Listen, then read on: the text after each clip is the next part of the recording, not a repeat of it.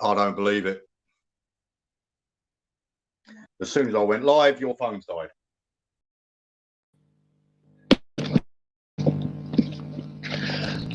Hello and welcome, anyone that is watching. I have just had a proper malfunction, so bear with me for 3 seconds. On second thoughts, Bruce, talk to him. Hi guys. So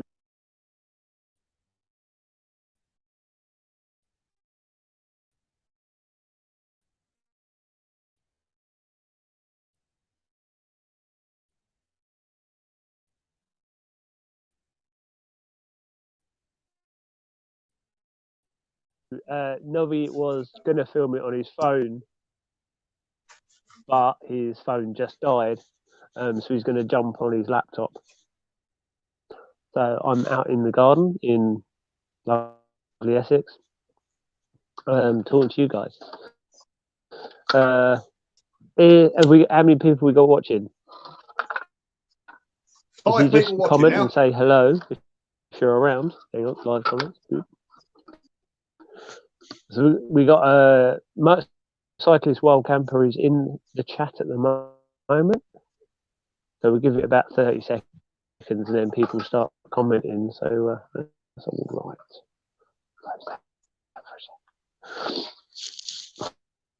Okay, have you sorted it out? I believe I'm back in the room, mate, yes. Can you hear me? I can hear you. Can you hear me? No way. How many? Happy days. Right then, people. Today's going to be a bit of a different stream. What we're going to do is do an open chat where we will invite people in to talk. You introduce yourself, pimp your channel, pimp your channel, not pimp it. And yeah, we'll give 10 minutes of time for people, whoever wants to come in. If you do wish to come in, if you look down in the comment section below, I've got an email address on there. Email me on. Funny that, it's an email address. I will send you the link. You'll get 10 minutes. Blah, blah, blah. There you go. Or you can direct message me straight notification to say that other thing that all the kids use, Instagram. Good. Direct message. I've got a notification saying your chat's on, and I closed it, and then it closed everything. Oh, sorry, bro. I can only hear through these headphones. Yes. So if you were talking, going well, and we've got 3 people in the chat. Right. Now we've got another member of the team as well, and that would be Johnny Fuxbud. Evening. Can you hear me? Well, you're fine, mate. Can you hear me? One.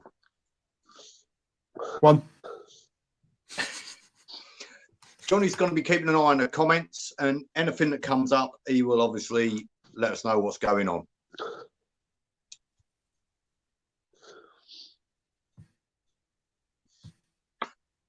So, let's get this done.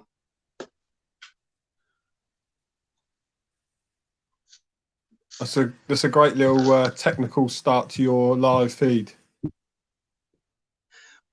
We sleep under leaves and cook food on Zippos. There's a reason why we do. No, it's fine. Fine. I shut up as soon as you start talking, so that's good. It's the smoothest it's ever gone, John. Well, John, can you see the chat in the side? Yes. Yeah. Lovely last name. So we've got 15 people watching. There is 15 people observing a live. Yes, we can hear you. Yes. So we have got Motorcycle Wild Camper. Hello, Vespa Tim, Loafer X. Really? Daniel Seymour, the Beer People of Laird Glencairn, and Survive the Night. Yeah. I thought that said chat. Skip into the comments as well.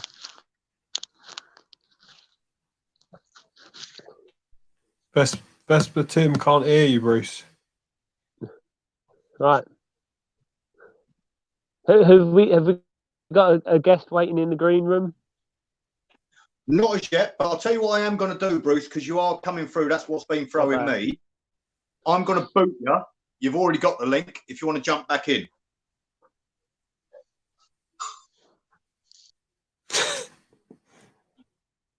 Two seconds. I've got to figure out how to boot him.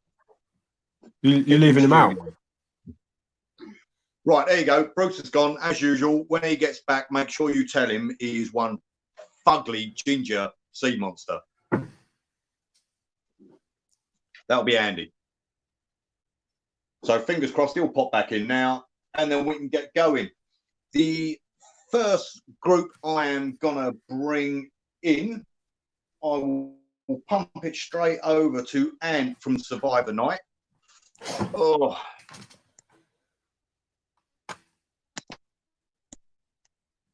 This phone's going to be the death of me.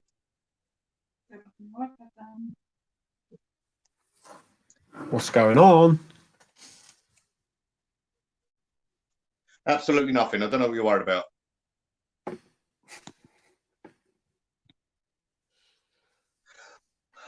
Entertain him, Johnny.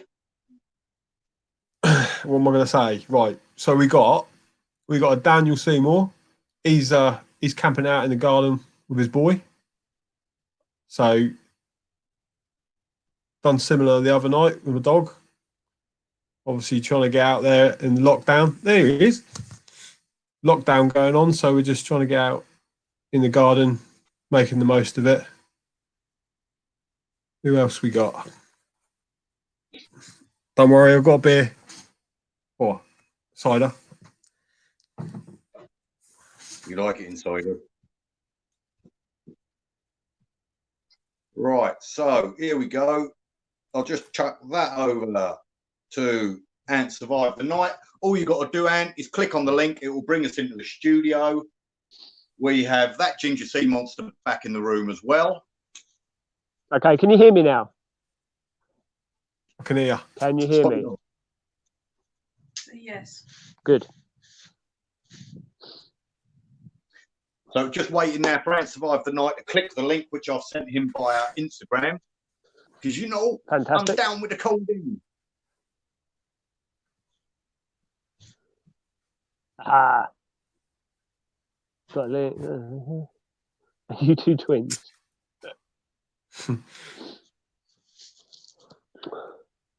Yeah, so. So what? So. You're having a mad tonight, Bruce. Can you main screen me? Hang on. Oop. There you go. Can anybody see anything there? That's my stove I've been building over the past couple of days, and I'm gonna get it lit, and we'll see what happens with it. So it's a giant gasification stove. So there is a video coming up of me building it. So we're just gonna see what it burns like. I've already had a couple of burns in it, but just tinkering and modifications and stuff, getting it to burn properly. So it should be pretty good. Just waiting for it to get a bit darker, Bruce, and then I'll. Bruce, you've been asked a question. Is it true you played a wildling in Game of Thrones? I play who? A wildling. A wildling. What's Game of Thrones? I'm Daddy Lannister. Charles Dance.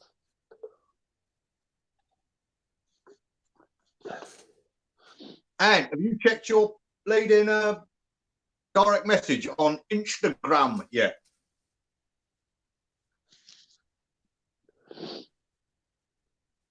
Andrew Lynch, hello.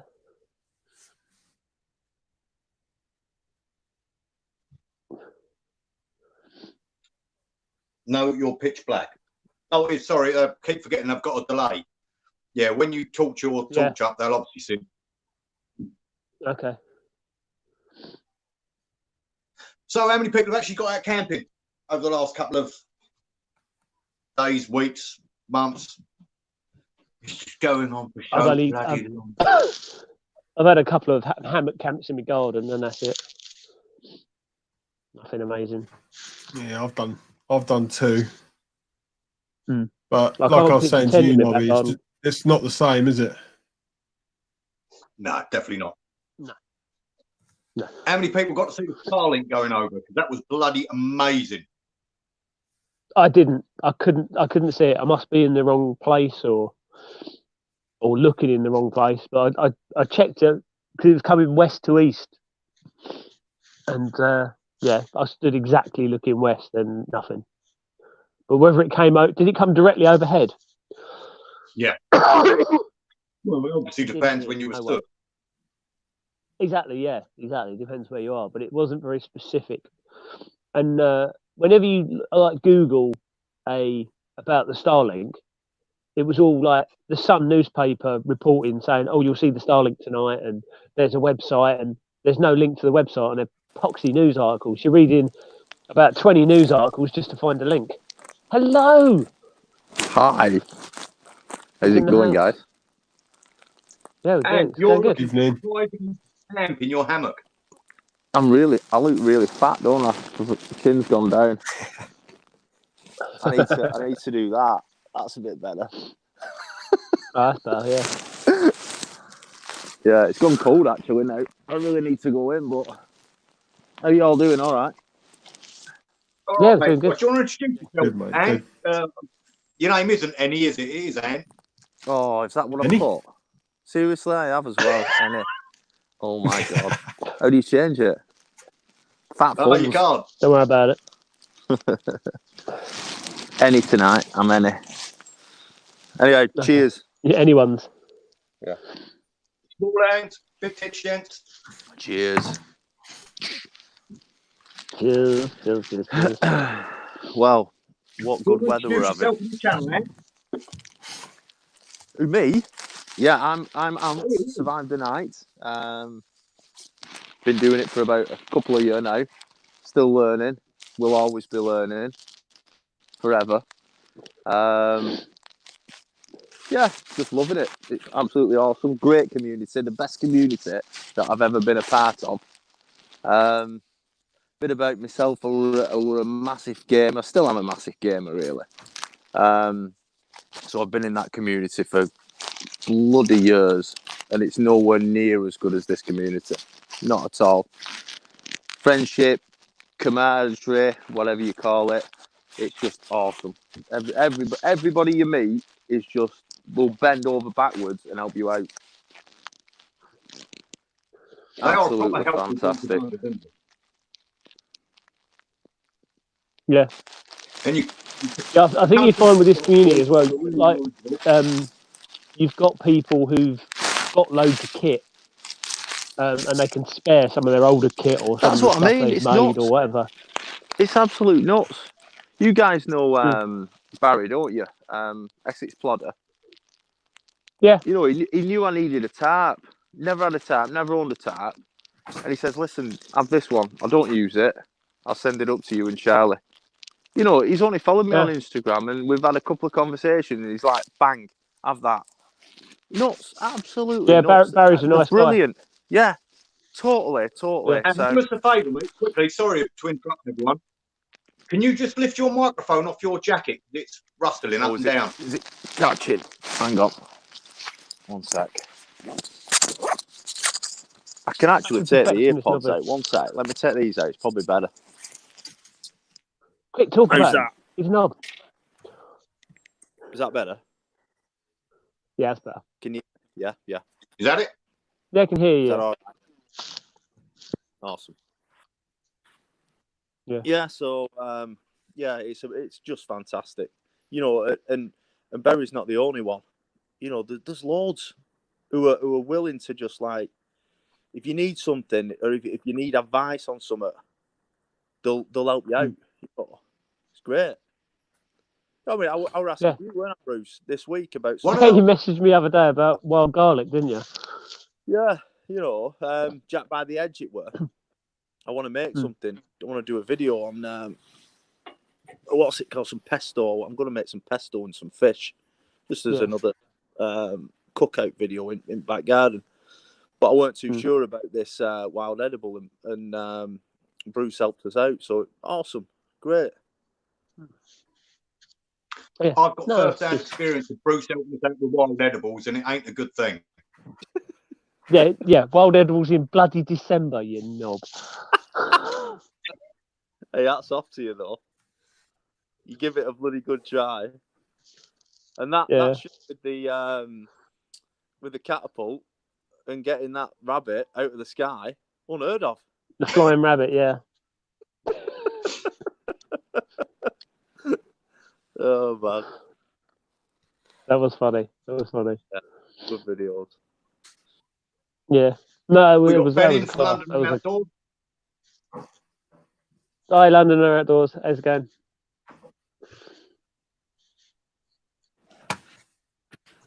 Oh. So have you two got another one planned, or you three? Have you got another one planned where you're going to be doing something like the wild edibles and such? Well, this time of year, you've got some stuff growing. And I did a walk the other day with the dogs. And I did about probably 10 miles just because I'm bored. And I did all the, like, looking out and doing the foraging. And when I got back, it was so windy, you could hardly hear anything I was saying. So I just deleted the lot. It was a real shame. But that's about the only foraging stuff I've done.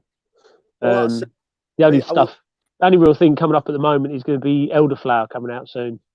Elderflower champagne and stuff. But I've told you've got to be really careful with them because elderflower looks like the other. There's quite a few in that family, isn't there? And there's a few that are edible, and there's right, yeah. So yeah. You get things like hemlock, which you could confuse it with if you're an absolute sped. But if it's a tree. Don't only pick it off of a tree. Don't pick it off of a weed. Yeah, because things like wild carrot can be confused with hemlock, and I can't think what the other ones are, and hogweed and stuff like that. Yeah, and giant hogweed. But no, if it smells like a carrot, it's a carrot. Basically, the most wild carrot is it's got carrot blight anyway. So it's all chewed up anyway. Right. And they're all woody and manky anyway. They're not like purple dot in the centre of the flower. Right. What what's it called? What we're on about the wild carrot. Yeah. Right. Okay. So that's a good tip. Yeah. I wouldn't worry too much about edibles. The best sort of time is probably August, September, foraging wise, because there's sort of everything then. There's loads of fruit and blackberries and hawthorns, all sorts of stuff you can make. But December, pretty sparse. You know, we were talking earlier about something upcoming. Yeah. If you look at Johnny Buck's bud there, that's the bloke I was telling you about. Johnny, he's going to be sending you a package, and you're going to be sending him one. Okay. Oh, is that what we're doing? When have we got this planned? We haven't. We haven't. Right. Okay. What? A quick question for you, Johnny. You seem a nice guy. That's all I'm going to say. Yeah. Make sure it's nice. Yeah. I'm a nice guy as well. So... is this the same as these two above us? We'll let them deal with each other, and me and you will stay nice guys. Yeah. Yeah. See, what I heard him say is Johnny Seaman, nice guy. Are we talking about the package I sent to you, Nobby? Yeah. Your package, but when we're going to actually be able to get out and do it, I don't know. All right. So have you two got your packages? I've sent Nobby his. Right. Yeah. Okay. But basically, you're not allowed to look at them until the actual event. But we'll talk about that another time. Yeah. I'm with you. Yeah. But yeah, I just wanted to get that point across to Johnny. That you're a really nice guy, yeah. Yeah. We'll look after each other. They'll stitch him up.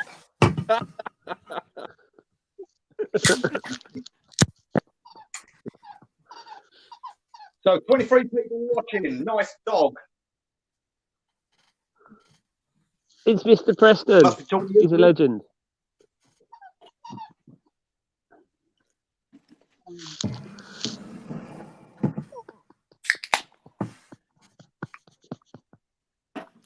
Got the old Just a quick one for the bloke in the chat called Damo Robbins. Are you the Damo Robbins from 3-5? If so, pleasure to serve with you, mate.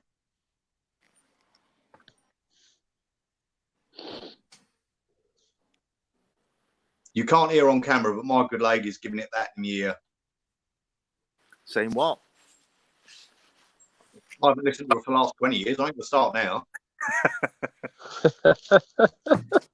Get off that bloody phone. Probably, yeah. But it to actually sit out. I know you two aren't sitting out, but great. Great. Just imagine if it was winter and we were having to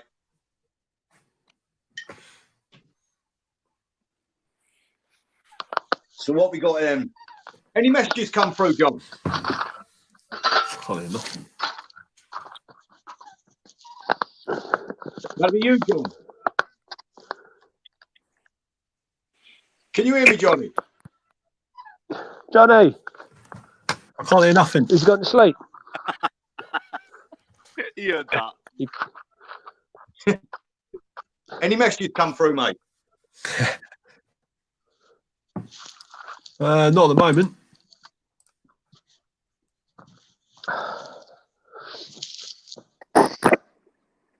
Okay, I'll have a look at the ones that come through on mine then. A lot of talk about blokes packages Nobby from Damo. Londoner Outdoors says elderly question mark. He must be talking about you there, Bruce. Probably, yeah. A lot of package too. Reeler Brand's in the house. Si, if you want in on this chat a bit later, mate, let us know and I'll find a way of pinging you the link. Daniel Seymour, I'll do that. Wish I had a garden for a camp. Well, you will live in London, Ben, wouldn't you? He's got a balcony. Johnny. Daniel reckons you're half cut there, John.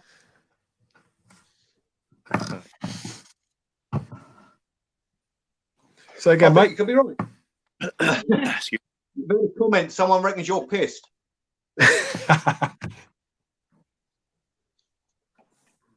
Evening men. I have had one beer, so probably right. Essex Brother says, evening, boys. Hi, Barry. David Brown, do you all have private woods to use? No, I don't. I know a couple of people do. Anyone have private woods to use? No. Oh, God. No. I'd love to have private woods, but no. Yeah, I'm in the process. To be honest with you, I'm in the process of trying to get hold of this camp where me and Charlie camp at. I kind of work for the council, so the guy who I associate with that checks all my paperwork for the job that I do, he sits next to the person who deals with stuff like that. So I'm hoping, well, I have asked, and it's been quite a while now, for him to find out whether the place where we go and camp is actually owned by the council or by this woodland trust. So we'll have to. Okay. But yeah, it's ongoing with me. Mate, it took me ages. I've got a couple of little tiny spots, and it seriously took me years. And we've got Londoner Outdoors, who I believe is having a stroke as he's typing. He's put Bruce's God, underneath that, Bruce's dog, whatever not. If I was you, I'd ring 111, mate. Got Robert Hector. No, that's about. Can I ask, how did you get your private woodland? What did you do? Or is it a private thing? Well, to be fair, I offered Johnny's ass out for a bit of a party fun time. So basically, I've got a The little bit of offers wood, come flowing in.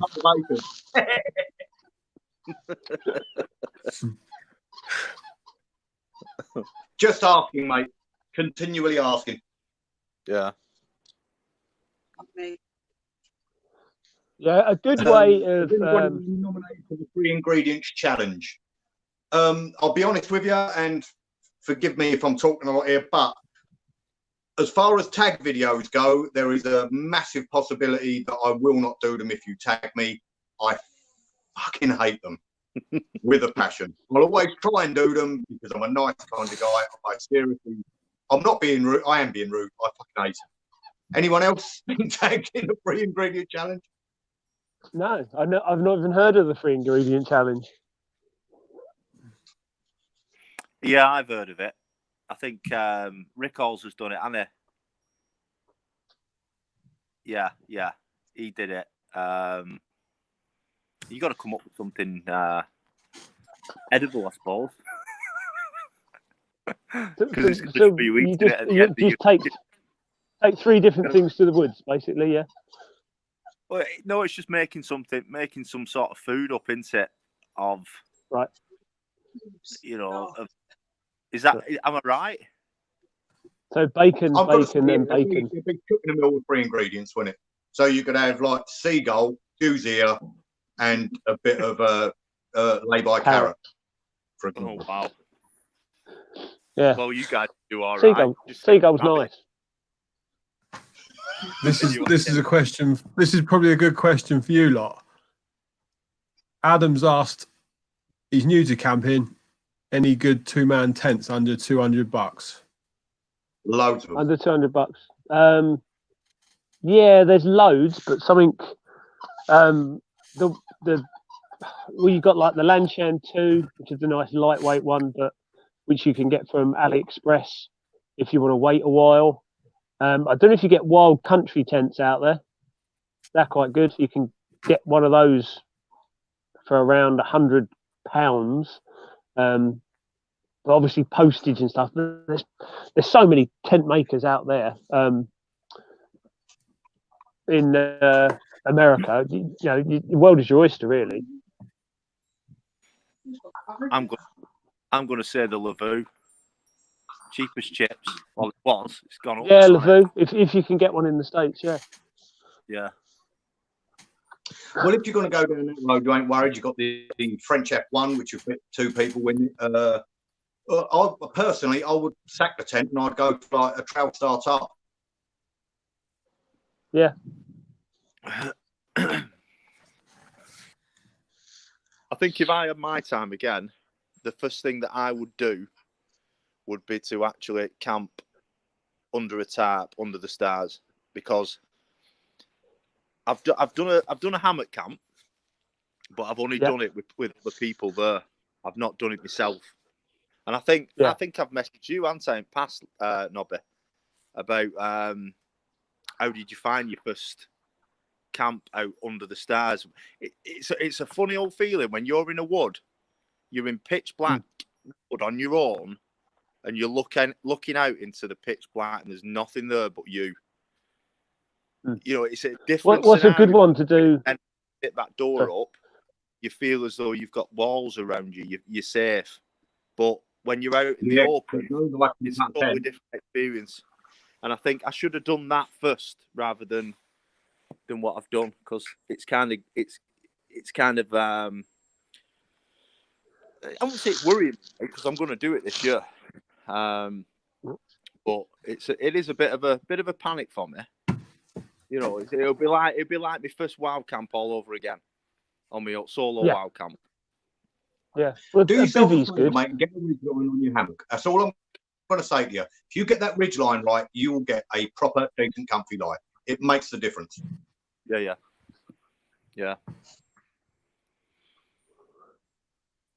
That fire is well kicking now, isn't it? Look at that. Yes, isn't it? Yeah. It's starting to gasify as well. Is it wood gas stove? Yeah. It's massive. You made it, mate. All right. Yeah, I made it. Yeah, I just sorry, my just move my tripod so it doesn't melt. If anyone's hoping that catches Bruce's beard on fire, just type 1 in the chat.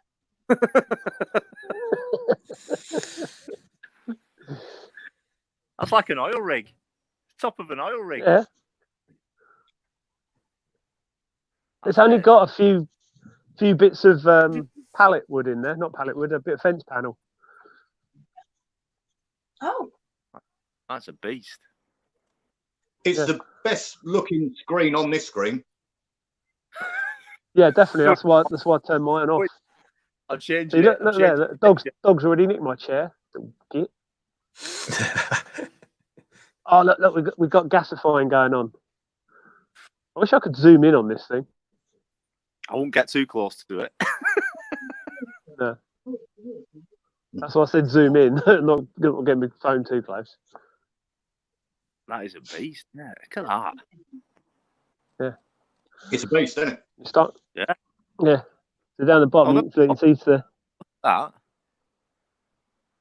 That's the air west where the air comes in, and then you've got the gas jets around the side. That's awesome. I'll be quick from my phone maps. I'm editing the build video now. This is literally the first constructed burn I've done with it, and it seems to be burning well. Because the first time I lit it, I didn't have enough air intakes, and it really smoked. It was like smoking like a chain. You can hear it heating up as well, going dink, dink, dink.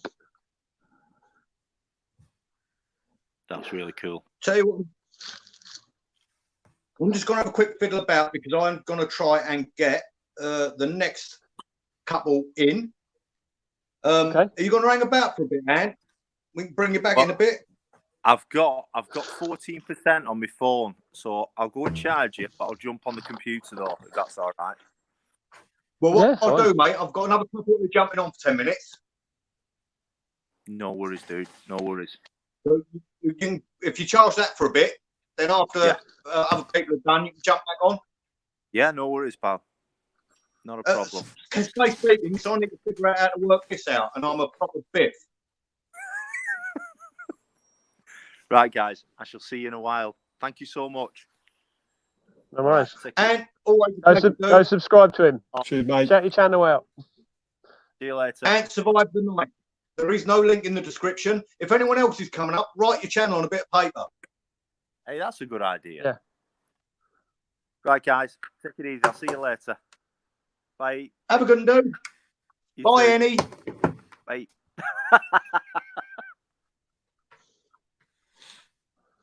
Right, you two, fill the dead air while I try to fix this. Preston, do a dance. Oh, don't gay it up, Bruce. How can I gay it up? Look at that fire. That's not gay, is it? Where there? There. What is that? Rat pup. Oh, baby mouse. Rat pup. Rat. So that pup in it, aye. A rat pup. Look at how flames are going.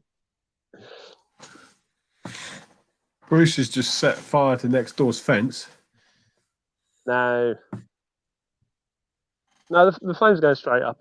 It'll be mostly fine. Decent, isn't it? I'm happy with that. Right. Oh, that's wrong. You. 2 secs. I really should never be allowed to operate anything. Copy that. Right, so we've got another couple coming in now. So if you two can keep people occupied for 3 seconds. Okay. Story of my life. You've been practicing. So what we got? We've got Moisley's Eagle.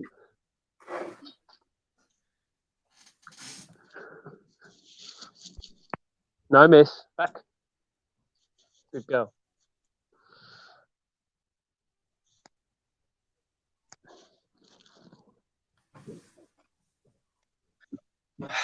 Has that worked? Yes. But right, so we have got Morris Louise Eagle. You are next up, people. If you'd like to check your phone, I've sent you a message on that. That will be the link. If you need it sent to, I don't know, the email, for example, you email me, let me know, and I'll ping it to that. Johnny, any messages come through, dude? No, there's a bit of chat going on about. Yeah, I have. There's a bit of chat going on about tarps and shelters and tents. Bruce, where's your pup? Sam's asking, where's the pup? Is there Mr. Piston? Yeah, Mr. Piston. He likes it. He's keeping the chair warm. Yeah, and there's the other one there, little rat. Miss, don't go near the fire. Evening to Woods of Wisdom, just joined us. Robert, I've already said hello too. Hi, Glenn, you're right. Sonny. R&J Getanu. Lucky here, living 80 acres National Forest. Still open, but 3 hours away.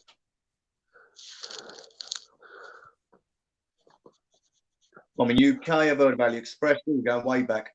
And now that's jumped. Side here, I have an Anderson shelter. Does that count, Robert? Huh?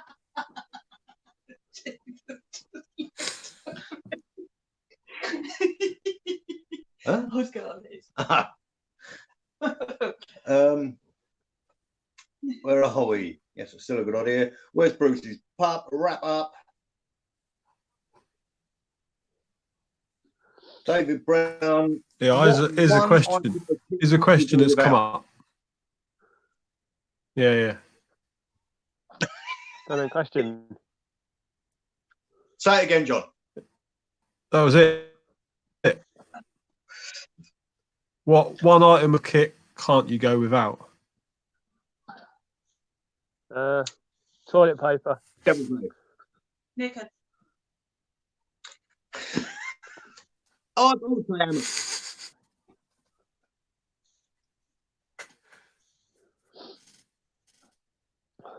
and there you want. What about you, John? Preparation H? I'd say sleeping bag. Because you know from experience how cold I get. That was an amusing night, that.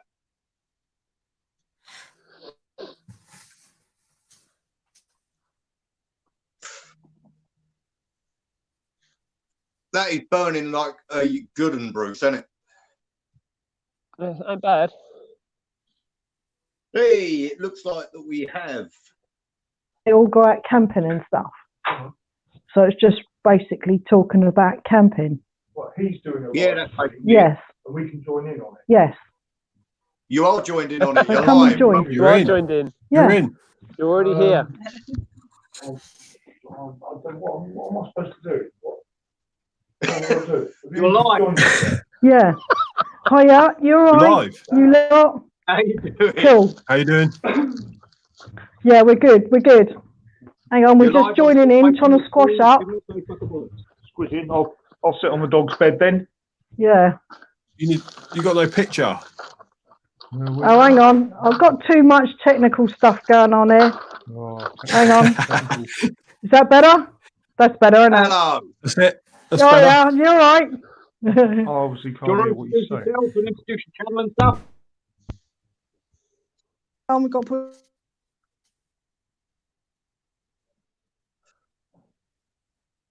Can't hear. This is going swimmingly. What could possibly go wrong? Still can't hear. She's having a beer. Mike's gone. I'll tell you what I'm going to do. I'm going to boot you out. Can you turn their mic on? No. Yeah, maybe. No. Hang on. Is that... No. There you go. You're Is in. it full screen? Yes. Yes, we can hear you. We can hear you. Hi, Louise. Hey, hiya, you all right? Is that better? Yeah, we're good. We're good. This is Louise and Cliff. Yeah. We got Guinness. Nice Chin one. chin. You on the Guinness or the homebrew? Guinness at the moment. Homebrew's coming later. So What homebrew you made? I can't hear this. Nice. it's Geordie Yorkshire Bitter. Nice. It is very nice. Bit of Yorkshire. Yeah. It's got a nice old-fashioned taste to it. I can't hear this at all. Well, like mothballs. Can you put it on the speaker? Yeah. Better. Yeah, picture See, of this is what happens when outdoorsy people try to use computers. Yep. Be competent. It's in the picture now. Hey. Sorry, my wife is technically inept. And I am technically her husband, which makes me even worse. So if your wife's technically inept, why did she have to come online rather than you? Because he don't know how to use a mobile Same phone. tells me she might be better than you, mate. Because I don't know where my mobile phone is. That's the problem. No. Don't know where it is. Oh my god, that's amazing. It's in a pocket somewhere. Not a mobile phone user at all. No. He's only got how's three. this lockdown been treating you? I'm retired. It makes absolutely no difference whatsoever to me. I sit and drink Guinness, smoke fags, sit out in the back garden. About it, really. Yeah. We're doing a camp out, aren't we? Eat loads. Yeah, the main difference is we can't go camping anywhere. Yeah. So were you always at home as well, Louise, beforehand, or do you normally work? I work. I just work in a warehouse. I'm a warehouseman. Are you still working at the moment, or are you back home? No, back home. 5 weeks off. I would say he's lying. I reckon that having you home seriously cut into his self time, shall we say? Yeah, absolutely. Yeah, it's Guinness time. Guinness time. Yeah, Guinness o'clock. definitely Guinness o'clock. My theory is that somewhere in the world it's always Guinness o'clock. Sounds good. I do like a bit of Guinness. Yeah, that's what we drink. And I now and again, well, not now and again, a nice little jollop of single malt whiskey. Yeah, Not bad. a bad shout. But it's got to be single malt. Whiskey? Yeah, I'm really not that fussy when it comes to alcohol. I'll drink anything. Oh, you peasant. It's so wrong. Peasant. He said he wasn't fussy about drinking any alcohol. Oh, right. No. Seriously, I would drink anything. I'd eat anything as well. Oh yeah, definitely. Fair enough. Yeah. But chocolate and steak has got to be up there in the top one, one or two. Oh yeah. God, that's gassifying Chocolate lovely and now. Look at that. Whose fire is that? Can you full screen that, Nobby? Yep, hang on.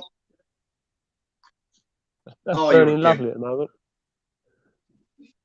Before the wind blows and knocks it all out again. Yeah. Oh, look, the wind's coming. He kicked me off. Yeah, Bruce. The only way I can full screen is to do this for 2 seconds. Hang on. That is lovely fire. Oh, there we go. Yeah, it's still blurry though, isn't it? Oh well. I don't know. There we go. Everyone's Yeah, back in the room. Yeah, it's still burning some paint fire. off, so it ain't bad. Yeah, so you can see. So what's going on in the chat then, Johnny Foxbud? going on in the chat. So we've even got an offer to go for a wild camp when this lockdown's all over. Who buying? Daniel. Daniel. Any more on that? Robert Hector. Hey. Robert Hector's asked string or knife. I think he was saying about what he actually would not do without. Oh, okay. Yeah. Swiss Army knife. Oh, yeah. Yeah. Swiss Army knife to go, yeah. Yeah. Oh, just dropped my phone. Hang on. I know. Picture or sound of both. So I know where my Swiss Army knife is, but not my mobile phone. Bruce has done the runner. Important things first. He's probably gone to get another beer. Possibly. But he's probably going to get a little bit of a cream on because he's partial to a bit of moonburn.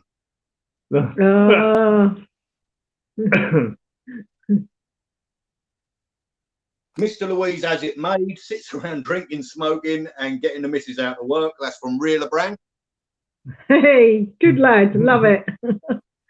I've got to keep him in. Got to keep him in Guinness, haven't I?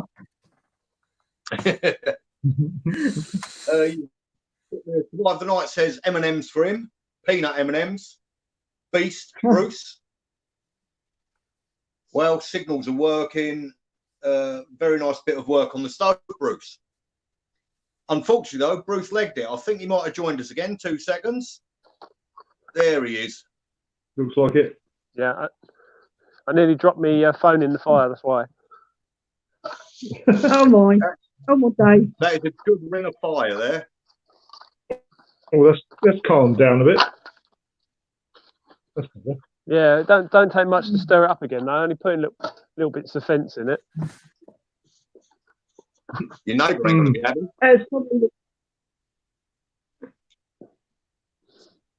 It was probably your neighbour's fence, wasn't it? The creosote.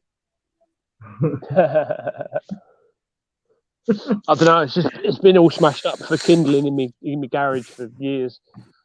I've got a wood burner in the house, so.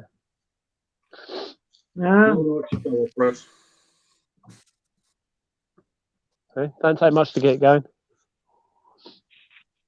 The cushy bit of kit, mate. I tell you, have you done the vid on it yet? You haven't, have you? I'm editing it now. This is the first proper burn I've done of it. I've seen the step-by-step pictures, and it is a proper bit of kit. Is it easy to make? Once it's full, no, a lot of drilling. Oh no, that's out. Yeah, there's probably about 300 holes in it. Oh my, no, that's me out. Yeah, yeah, there's 150 holes just in the bottom of it. Yeah, so it probably is about 300, I guess. No, there's a lot more to it than it looks on the outside. How many hours did it take? I've been working on it for 3 days. So, 3 days? Yeah. That's not bad. I finished it probably, I don't know, 10:30 this morning, but I couldn't light it because obviously people had the washing out and it's a bit out of order. So this is like a test burn, and now I can fully weld it all and put the top on it because I'm happy the way that's burning. So that's burning really well. So. You're sending me pictures at midday of you drinking Pimm's. Pimm's? Yeah, what's wrong with Pimm's? You big girl's blouse. What? No. Pimm's. English gentleman, thank you. Dropping out.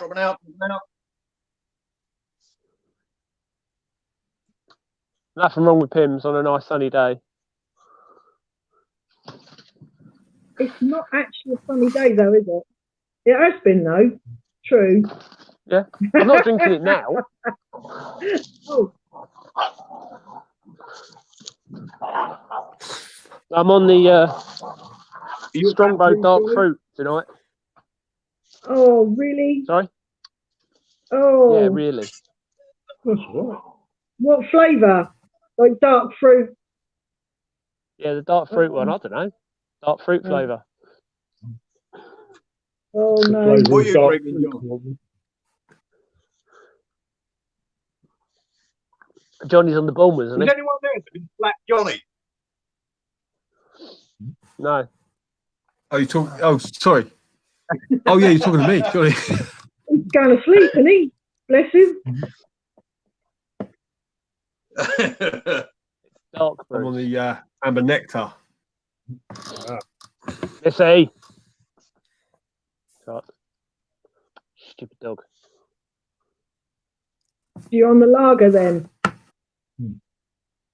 Who, Yeah, me? I've gone through. I've gone through all my Bournemouths already. Well, you know what you got to do? You got to jump up and down, and then you get a snake bite indoors, don't you? Cool, snake bite. Good way of making students sick. Yeah. Crabbies. Oh, crabbies, yeah. Definitely ice and a slice. No, straight out of the bottle. Good lad. Good lad. Like to see you keep your standards up. Oh, dear. Well, what we got going on here in the chat? Let's have a look. Signals are working. We've done that one. Survived the night.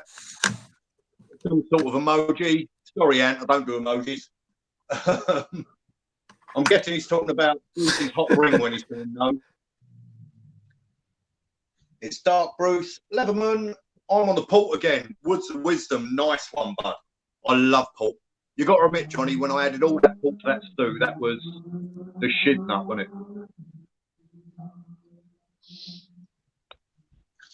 I'll answer for you. Yeah, he really enjoyed it. Yeah, it was nice. Yeah, port, you've got to have a cheese board though, ain't you? Well, only if you're going for a full-on cheese and violence party. Absolutely. Andrew Lynch, do any of you watch Joe Robinette, and what do you think of his channel? I don't mind him. I don't regularly watch him. I'm not going to lie to you, purely because his vids are long. You've got to be engrossed in them, and I've only got the odd 5-10 minutes here or there. Yeah, I like Joe Robinette. He's just a nice, genuine guy. He was on the that game show, Alone, wasn't he? And he lost his ferro rod and tapped out, and he got loads of grief for it. But it's actually put him in good stead, because I think he learned a lot from it. But no, he's just a properly nice guy. He follows me on Instagram as well. Yeah, so he's got to be good. Okay. So I'm saying he's okay, but they're all the same. See, that's one trouble every wild camper has. He's doing the same video over and over. Or at least he's got all the terrain to go to. But yeah. Yeah, that's the thing though. He's got the place to do it, isn't he? Living out in Canada, it's epic, really. All right, something else. It does look like you're doing some sort of devil worship there, Bruce. It do, doesn't it? Yeah. So I'm sitting in my shed at the moment. So if I flip the camera, see, look, I'm in my shed. Oh yeah. Okay. Hang on, mate. We can see one of your victims. Oh, oops.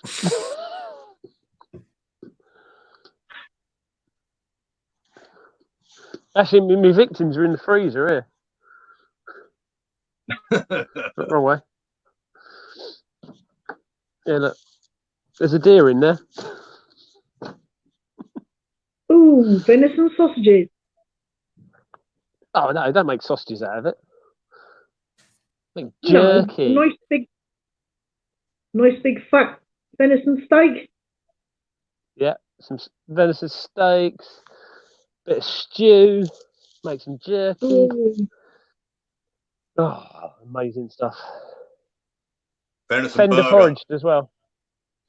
Yeah, venison burgers. Yeah, definitely. Yep. Full on. Yeah, Fender foraged as well. So it's ethical. It's actually technically vegan. Yeah. We found one at 100 Acre Wood, so we threw it in the back of the car. Yeah. Didn't it kick your windows out? We've got a 1982 Series 3 Land Rover ex-NATO. Nice. Yeah. So we put it in the back, and away we went. Decent. We have got a question come up in the chat for you, John. Ah, crap it. Go on. 2 seconds. Crap it. How do I answer that?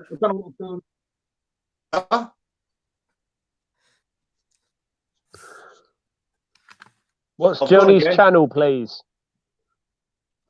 Johnny's channel is Johnny Knows Best, as in knows best. But pretty amateur.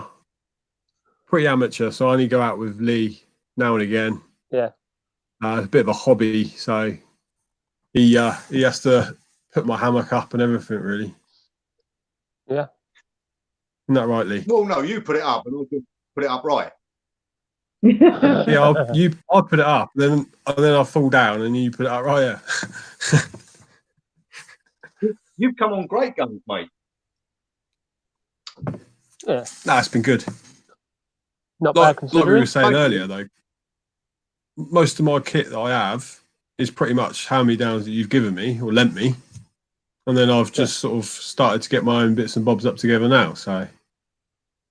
Yeah, well, that's the way you learn, mate. Then, and you look, that first wild camp that you and me went on, you couldn't have had a worse wild camp. It rained constantly. We were 6 inches deep in mud. That was horrendous. And you still come back out. Let me say something else then.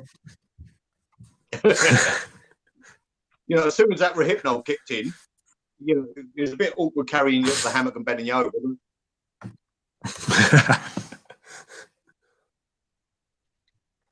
So yeah, that's Johnny. No, but we have done some good camps since then, though, haven't we? Oh, we've had some lovely scenic ones, haven't we? You got to admit that pepper pot was something a bit spectacular, wasn't it? Oh, scenery, spectacular, yeah.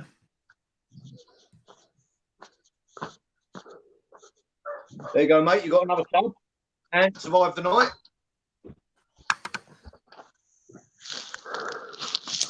Lovely job. Right, Darren Speed. He's just thought on a double hammock. Can you suggest the best underquilt budgetary consideration? Personally, make one out of an old sleeping bag if you're golden. If you want something that's going to be warm in the winter, the one Tigress is about 60 Nickel or the DD underquilt also work. Any suggestions from anyone else on the panel? The snug pack one's good as well. I wouldn't bother with the DD. DD packs down small, but it's not that big. It doesn't actually do a lot, and it's quite short, so you end up getting a cold head or cold feet. So for a full size, either the snug pack or that one Tigress that Lee's got is pretty decent. Yours is a full-on winter one, isn't it, Lee? Yeah, well, it's good down to -5, they say. I've used it in give or take freezing and it was fine. I've also used it in about 8 or 9. It really let me down, but that was down to me setting it up. Hopefully Johnny can verify. He's got my very first ever knocked up one I made out of a cheap and nasty bright blue sleeping bag. And it worked. Right. Yeah, it's better than nothing, isn't it? Yeah, yes. Top job, actually. So there you go. They are difficult to get right. You know, if you're willing to spend the money, there's plenty out there that'll do it. The one Tigress winter quilt, double wide, you've got to get double wide. One is about 60 Nickel. And it does pack up big. Yeah, it was hammock camping. Everyone thinks, oh, hammock camping, it'll be a lot, be less than taking a tent. Actually, a tent usually works out smaller, doesn't it? It does, yeah, I was going to say that. You know, from experience. From my experience, I've seemed to pack loads in my hammock camping. you know, your hammock, your top, your underquilt, your sleeping bag, your pillow. It's a lot of gear. Whereas if you take a tent, you could get away with obviously a inflatable mattress and then a lighter sleeping bag. And a tent and poles, but then you're sleeping in a tent. Yeah, exactly. Oh, yeah, you're not outdoors. Yeah, but I think a tarp or a bivvy is probably the best. Ant's my 20th subscriber, so he's obviously being really nice to me on the package situation.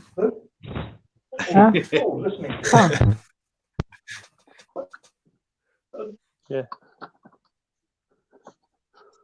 Hello and goodbye to Did life on Ant the say he's rocks. coming back on again? Yeah, he will do, mate. Good. Anyone else in the chat want to put on? Yeah. What was that? Just a question thrown out there to you guys. Would you suggest a tarp with a hammock or a bivvy bag? You know, those like coffin tent bivvy bag things. What would you say was the best one? I'll go hammock every day of the week. If you're looking at a coffin tent bivvy bag type thing, you've hit the nail on the head. It's like sleeping in a fucking coffin. I don't see the point in them. Yeah. But that's me. Next, Bruce, John. Cool. It all depends where you are. Obviously, if you're going to a woodland, you'd be silly not to take a hammock because otherwise you're laying in prickles, you're destroying all your kit. Whereas a hammock gets you off the ground, saves you clearing a flat area. You don't have to worry about flooding and things like that. Whereas, hang on, dog's eating the toilet roll. Right, leave it alone. Can't afford to eat toilet rolls, Preston. What's wrong with you? No. I'd have to agree with Bruce there, though. It all depends on your situation, where you're camping. Yeah, but if you're in the Lake Like you say, District, if you're camping on a mountain, there isn't anything. Exactly. A hoop bivvy is brilliant for a stealth camp because they're camo usually, and you can do a proper nice little stealth camp with them. But you know, horses for courses, isn't it? Yeah, they pack down quite small. They're quite good in high wind because they've got a really low profile. So, yeah, I quite like my hoop bivvy. It doesn't bother me. It doesn't make me feel claustrophobic. And it's definitely warm enough. Do you know Woods of Wisdom Bushcraft? You do, didn't you? Yes, I do. Do you want to send him over the link I sent you? No, he can't come on. Do you want to send him the link that I sent you? Has he asked to come on then? Has he asked to come on? Yeah. Oh, right, okay. Yeah. Well, I'll say good night then, and you can take my place. Okay. Okay. Cheers, guys. Lovely. Thank you very much. To you. Cheers. Be well, be safe. Yeah. You're welcome on in that time. Just trying to do the 10-minute look round. Morris, Louise, Eagle, Cliff, have a good one. Bye. And you. Bye. See you guys.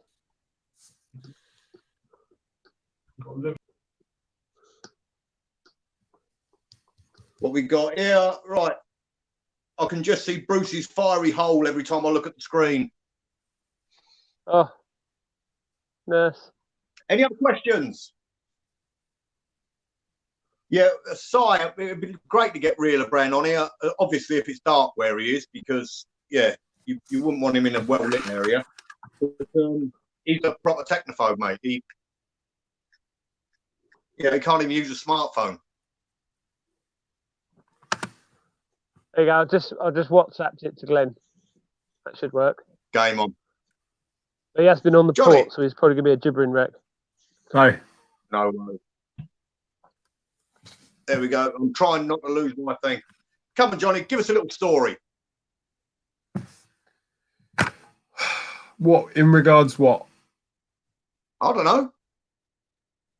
Oh, I've got a good one for you. This is more like life advice. Don't drink disinfectant.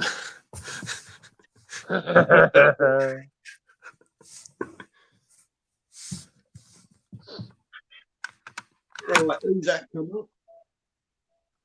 Oh, I'm backstage. No. Yeah, you've I couldn't why are open you it backstage again. twice, Bruce? Huh? I don't know. You have to kick the one. I'm the one that's so kick. No, he's in. It. Now kick the one. Kick the one that hasn't got the. Shut up.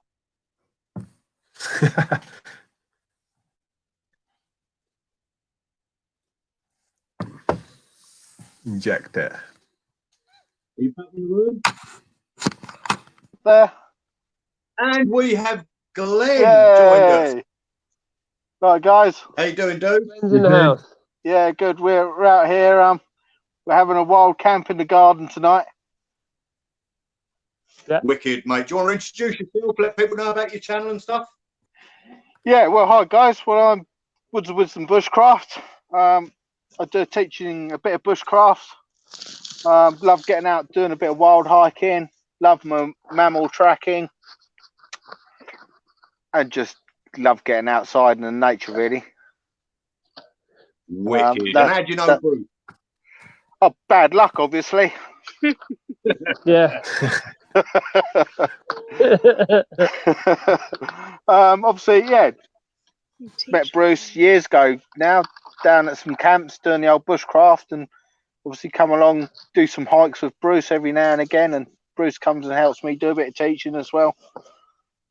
So yeah, So no, Bruce. You've got 2 bushcrafty type instructors in the chat. Anything you need to know, now's the time to be asking.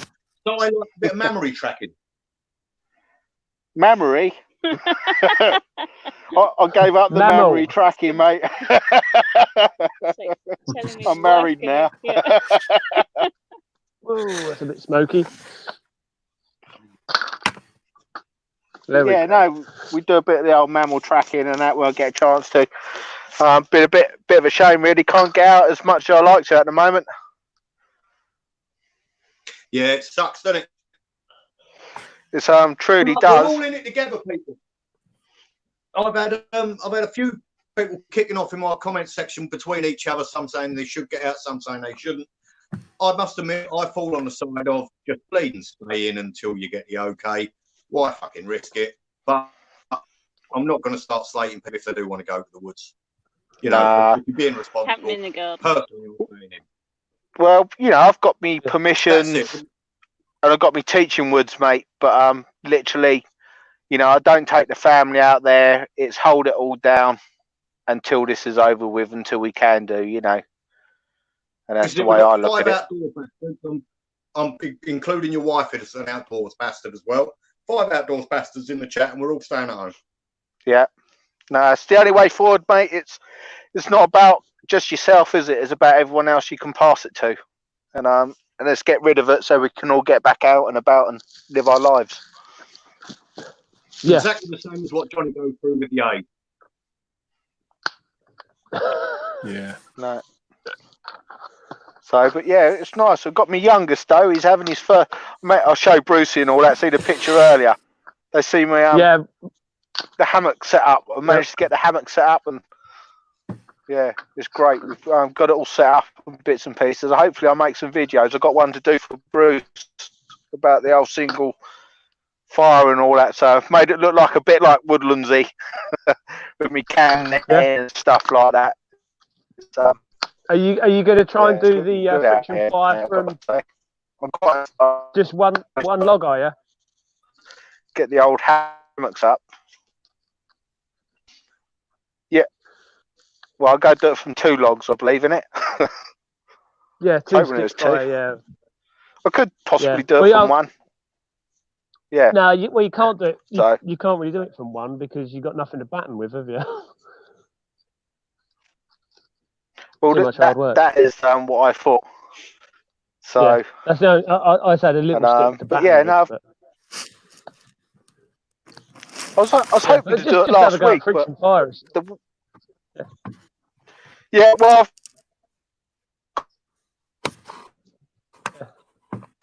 It was a good challenge. I enjoyed it. Boss. This is the boss. Hello. Hello, boss. Just Mrs. was the wisdom. Yeah, Chris is. Yeah, she's the wise one. Yeah, the wise one. Yeah, right. Obviously, she married me. Okay, she's not that wise. She's learnt from her mistakes. Yeah. Well, she's out camping with me tonight, mate, and she's got a warm bed 100 yards away. I've just got to disappear for 5 minutes, guys. Keep everyone entertained. 5 minutes. And I shall be back. Okay. Just look at the fire.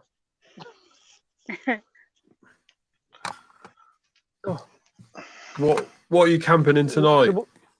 Well, I'm actually in a fishing bivvy. We've got the tarp over, or that me and the missus have got we're in the fishing bivvy on 2 little camp beds. The boys are in hammocks, so we've got 2 hammocks set up for the boys. My youngest has got his first hammock. Obviously, we've got a tarp over the top. We've got loads of camo netting around and stuff like that. So, like, yeah. Yeah, it looked really good. It looked really good in the picture. Feel it more like wood-like, yeah. So, and it's yeah, it's quite nice, really. So, got the dog in the back. She's sitting there in a blanket. So, it's a full-on family camp out. So, the only thing we hadn't done is lit a fire tonight, but in fairness, the way we're all jammed around, we couldn't really get a fire going. No, fair enough. No, it's nice to be out. I tried out. I got one of those Elite 5 snug pack sleeping bags. Well, got it to go. Oh yeah. Do that camp with you, Bruce, didn't we? For the mountain. Oh yeah. Course for the snow holing. Didn't get to use it. I sat out here the other night to watch the old stars. I thought I'd just try it out for a little bit. Like 11:30 at night, and I woke up at 5:30 in the morning, still sitting on the old sun lounger, like toasting the hell. Like there's only the sunlight coming through that like woke me up. So gutted that I didn't see the stars, the shooting stars really. But sleeping bag works. Yeah. Nice, decent. I'm quite pleased with this stove.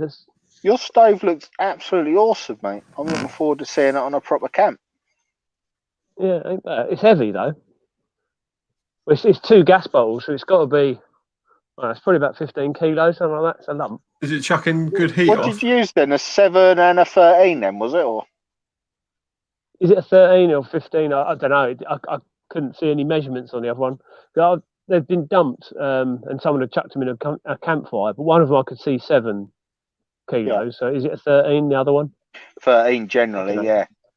Yeah, possibly. Yeah, so it's a 7 and a 13. I've cut the 13 in half and put the 7 inside it. Right. But you'll see in the video.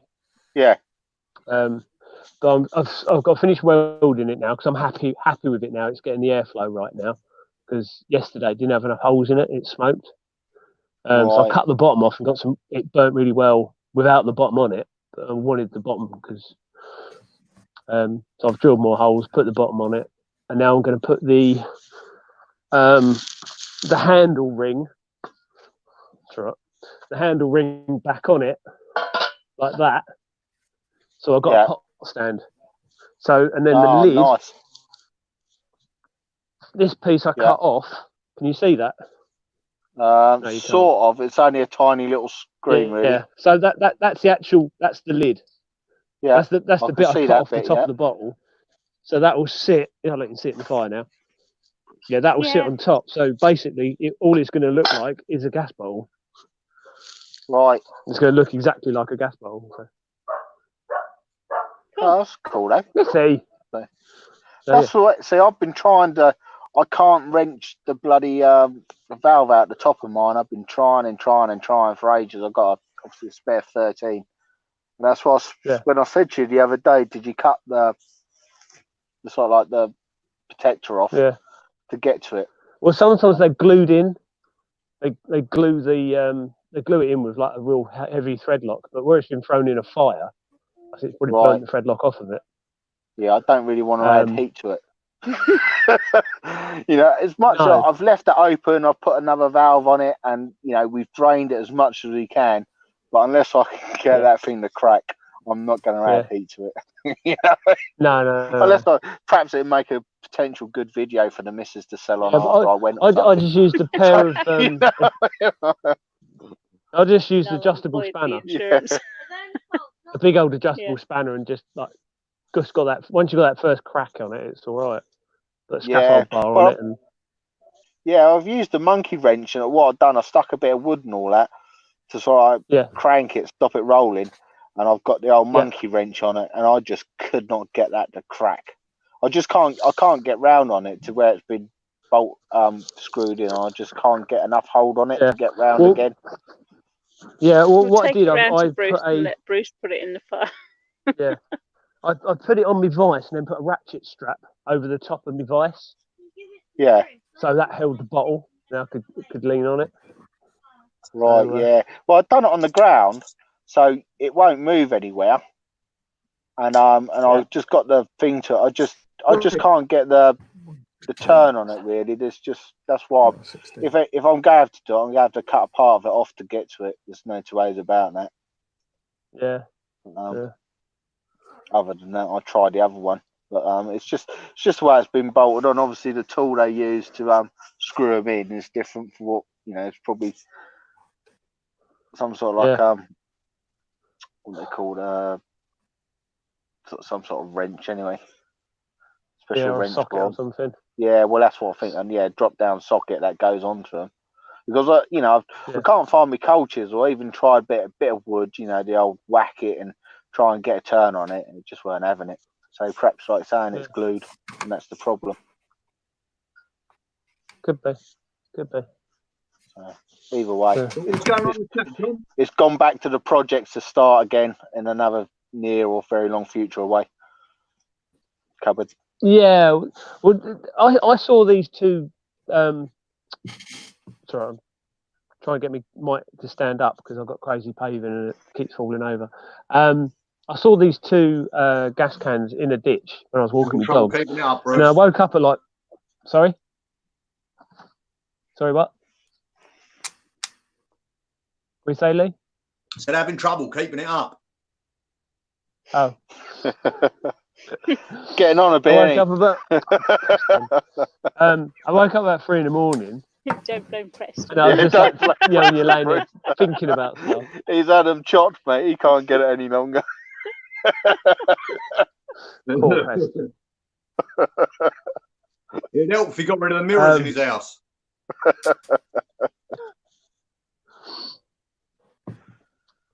Yeah. Anyway. Yeah, so I was lying in bed just thinking about projects to do and stuff, lockdown, because I was bored. So I thought I'll go and pick them up and make a gas stove.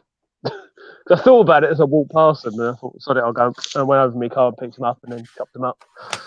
But I didn't have it hanging around for ages as a project. Oh, yeah, no, I've had my ones for. In fairness, I thought about cutting them into an old stove for so long ago. Because we moved over to the old patio gas ones. These are just the old butane ones. And, the patio gas is crap, isn't it?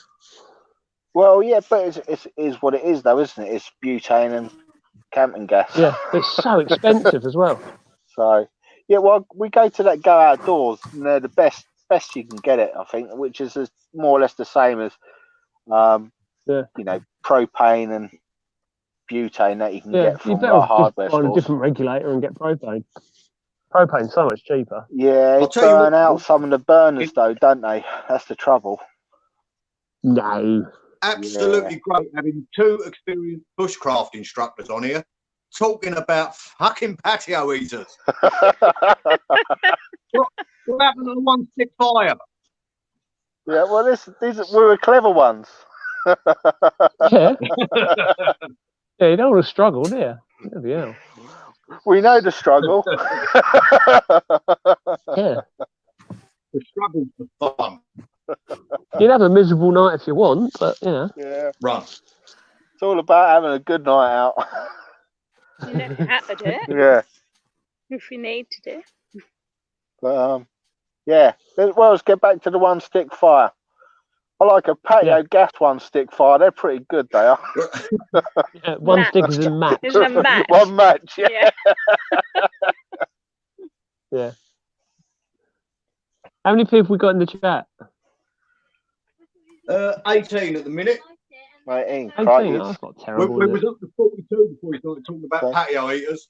Oh, well, yeah. Let's get back. I see you all on about foraging a bit earlier. That's what I've got to go out and do. Get out and do a bit of foraging while I can do some of my walks. So hopefully that's going to be my next video. Really? Oh, cool. Good effort. I think I really want to learn what's that. about at the moment? Jack by the hedge. Obviously, loads of Jack by the hedge. Obviously, we've got wild garlic. We've got forget-me-nots. We've got green alkanet. We've got loads of nettles coming up. Really nice and juicy this time of the year, aren't they? So the nettles. Yeah. Obviously, dandelions. All sorts of dandelions. You can eat the whole plant. Really good. Obviously, you don't want to make the coffee out of roots until autumn, winter time, really, because you want to get them at a decent size. Obviously, we've got hawthorn coming up. Hawthorn leaves. Into foraging. So, which is really, really nice. We've got the tips out of wild raspberries. And also rowan leaves as well, really good this time of year. Rowan, yeah, lime leaves as well, really lovely and fresh. Early young lime leaves are really nice in salads and that. Little brand. Yeah, the young rowan leaves, the ones that taste like marzipan. Yeah, yes. I've not tried rowan until you got me to try the rowan, Bruce. Was it last year? Wasn't it down at my woods? Yeah. Yeah. And, you sort of chew it for a minute and go, actually, it doesn't taste of anything. It just tastes like a leaf. And then all of a sudden it hits you and you're like, wow, really almondy. Well, again, like same with hawthorn and all that, isn't it? When you start suddenly chew that and you don't realise, and then all of a sudden you get that little taste come through. And obviously we've got what are they called? Pig nuts. They're about now, which are really, really nice. Obviously, you've got to be careful. You guys were on about the umbilifiers earlier, weren't you? So that's your wild carrots and parsnips, and some really, really poisonous plants like hemlock and hemlock water dropwort. But obviously, hemlock, the one that's an umbilifier you find in the hedgerows, has got big purple splotches going all over the stems, so it's really, really easy to identify, but it's dangerous when you're foraging for young sort of like umbilifiers, really. So yeah, one to be really careful with and not play about with on that side. Yeah, you can't just rip it all up in mass and throw it in a bag. No. Even if you do, when you're picking stuff, it's a case of you go home and you separate all your piles and you make sure you know what you've got. If anything you don't recognise, you just throw it in the bin. It's that simple. Yeah. You've got to be so careful. Yeah. So only you can eat every poisonous plant once at the end of the day. Yeah. Yeah. So, Johnny, you have a bit of. You can eat all mushrooms. How often do you go and separate your piles? Say again. How often do you go? How often do you separate your piles, Johnny?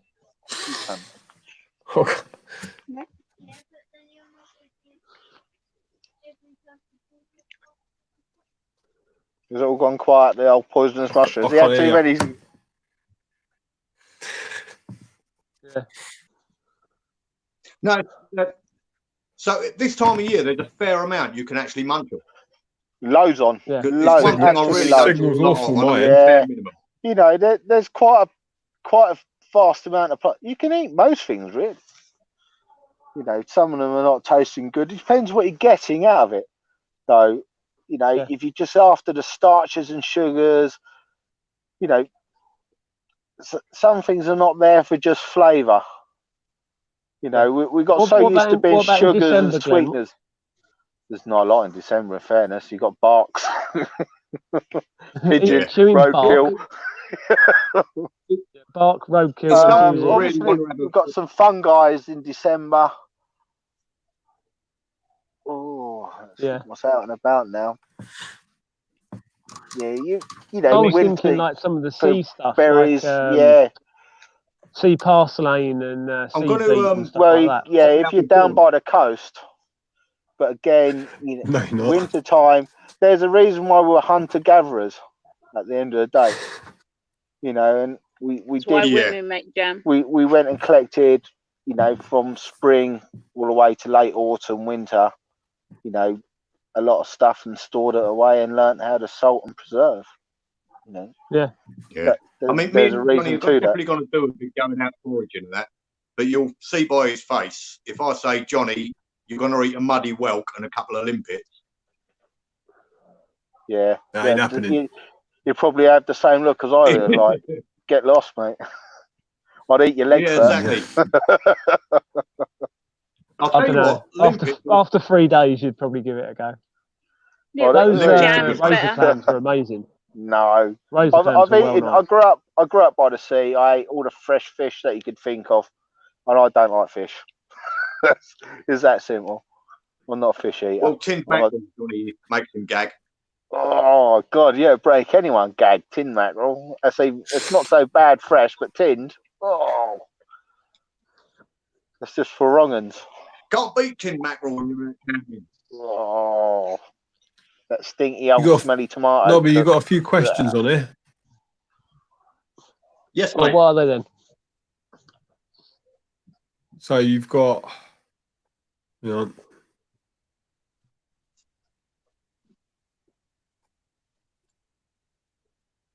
you got misperceptions asking if you can still camp on Shanklin Beach.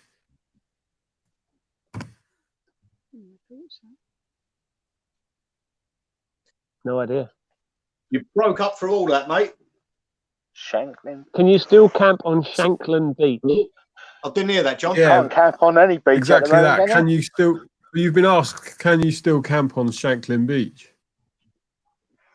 I don't think you can camp anywhere. No. Not if it's public land. Is this stream going to tits for everyone in the chat as well, or is it just me? It breaks up a little bit, but if it's all going to shit, press 1. Hello. Hello. Number 1. No, I'm all right. Shanklin Beach is I loved it. Yeah, it says I'm in the show. Right, I'm only in live with 5th word off everyone.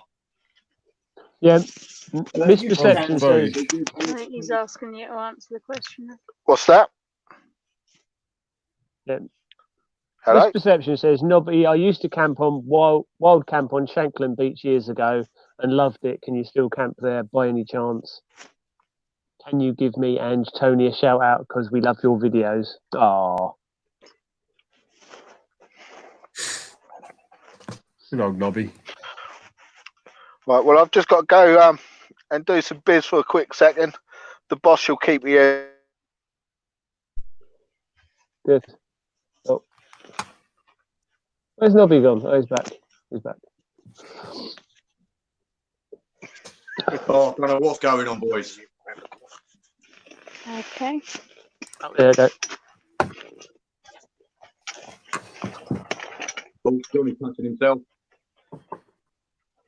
You can camp on most beaches. Right, sorry. So, misperception. Nobby, I used to camp at Shanklin Beach years ago. Loved it. Can you still camp there by any chance? Yes, you can. And give me Ange and Tony a shout out. Hello, Ange and Tony. Thank you very much. There you go. Is everyone coming through loud and clear again? Yeah, we can hear you. I think so. Yeah. Don't know what happened I think there. Johnny's died. I don't know what's happened to Johnny. I think he's blanked himself off so he can touch himself, mate. That's fair enough. Can't blame him, poor lad. But he's left his mic on, so if you listen really closely.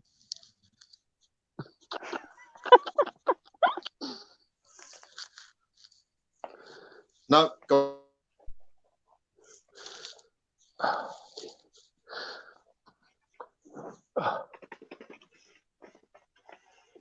Here's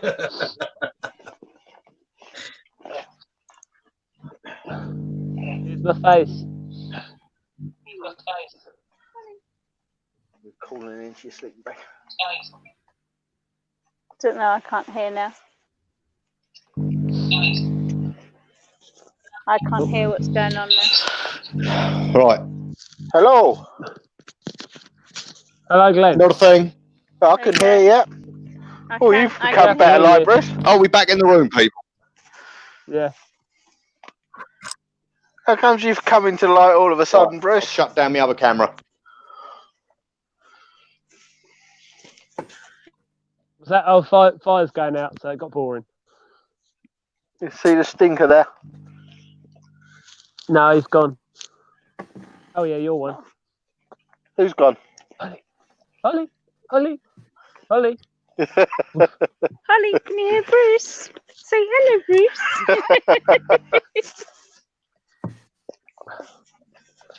She wants to see her mate Preston. He's not allowed near her.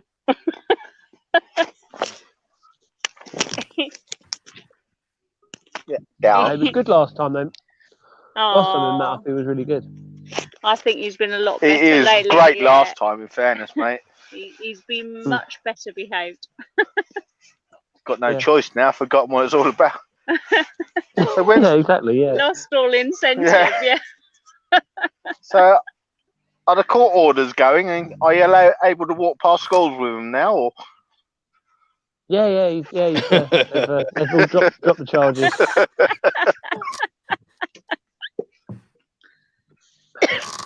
Poor little dog. Right, so look at the chat, shall we? I can hear Nobby, Woods of Wisdom, and see Ginge waving about, but Johnny's gone, or Johnny's back now. Salted seaweed should work, or would work. I'm not sure what that's in regarding. I'm guessing it's some sort of sexual preference. Sounds a foragey one. All four of them. What's that? That is something saying about salted seaweed. That is something that kind of concerns me because eating too much salt. Eating too much salt when you're foraging, you're going to end up getting like scurvy or something. You won't get scurvy out of salt, will you? And getting more dehydrated as well. Yeah, dehydrated. That's definitely. Yeah, well, it's just vitamin C is actually quite a difficult thing to find, isn't it, in nature? Yeah. Yeah, but when me and you done that thing, Bruce, I'll distinctly remember you putting it over your face when you went to sleep. What's with that? The cucumber on your nipples and that. Rowan. It's got some use. Salty mask. Yeah. Rowan Mountain Ash. Yeah, they're berries. Yeah, we'll get them out of berries, but that's only certain times of the year. That's why you make exactly. the jams and marinade. Well, yeah. Like saying food preserves and stuff like that, and elderberries and stuff. And again, elder, which is really good. The elderberries because it's like they got like antivirus in them as well, so they're really good for blocking colds and flus and such. So really helpful. Elderberry sip is wonderful, and if you're gin drinkers, that's absolutely wonderful. Dropped in a drop of gin. So really good. Yeah, we had loads of it, but Mrs. managed to get through 20 litres of stuff. It went down very well. Yeah. Oh, little rat. David Brown asks, will you talk to Wild Camp, or do you just go and do it? Personally, I'll just go and do it. Just go do it, yeah. Guys? Yeah. Yeah, well, you just go and do it, but you can, if there's anything you're worried about, have a camp out in your back garden. Make sure you understand how your kit works. You know, how to put your tent up and basic stuff like that, how to get in and out of a sleeping bag. Real sort of rookie stuff. Throw buckets of water at your kit as well while you're in it. Yeah. But like rookie stuff, like not doing your sleeping bag up. You get in your sleeping bag and think, I'm warm enough, and don't do your sleeping bag up. You will wake up in 2-3 hours time freezing. And then once you're cold, it's really hard to get warmer. So you're better off to be too warm when you go to sleep. So get all zipped, get your head tucked in and get the zip right to the top. Get nice and toasty. And then that's not end of the world stuff, is it? You can always unzip it a bit, but it's better than waking up cold. Always remember that thermal layer underneath as well. That's the big key for keeping warm. You know, that's the bit. The ground will suck all your heat out of you. Dissipate all that in the air, you know. And even in a hammock, as everyone knows, if you've got a roll mat, as soon as you compress your sleeping kit, you lose all that fibre, all that heat, insulation, where all the air loss is going, and you start getting cold. So, you know, it's the simple things like that. You know, make sure you're warm, because if you do those simple factors, wherever you go, wild camp, you're going to be happy, because a happy camper, and you can cope with anything, really. You know, the warmth is the biggest thing. Your first camp, you can totally balls it up and have a really miserable time and think, I'm never going to do that again. And then you're not going to appreciate it. You know, you got to be emotional resilience. Yeah. Yeah, you hit the nail on the head, mate. As I say, sorry, it's a real bad lag on this. When Johnny went out with me and it was a horrific camp, he did stay dry, he did have a fire on the go, and he did go to bed relatively comfy. Because I don't think you'd have been back, John, would you, if it was any worse than that?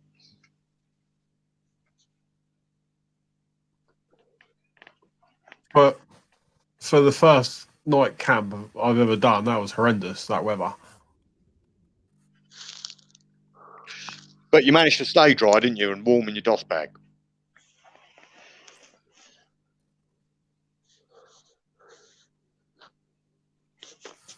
Yeah.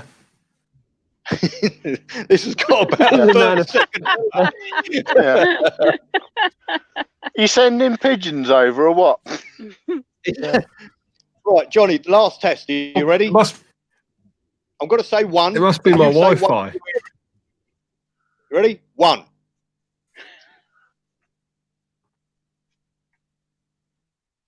Two. 1. 2. 2. Wow. That's Testing. Any fun stories on wild camping? Who asked that? Darren Speed.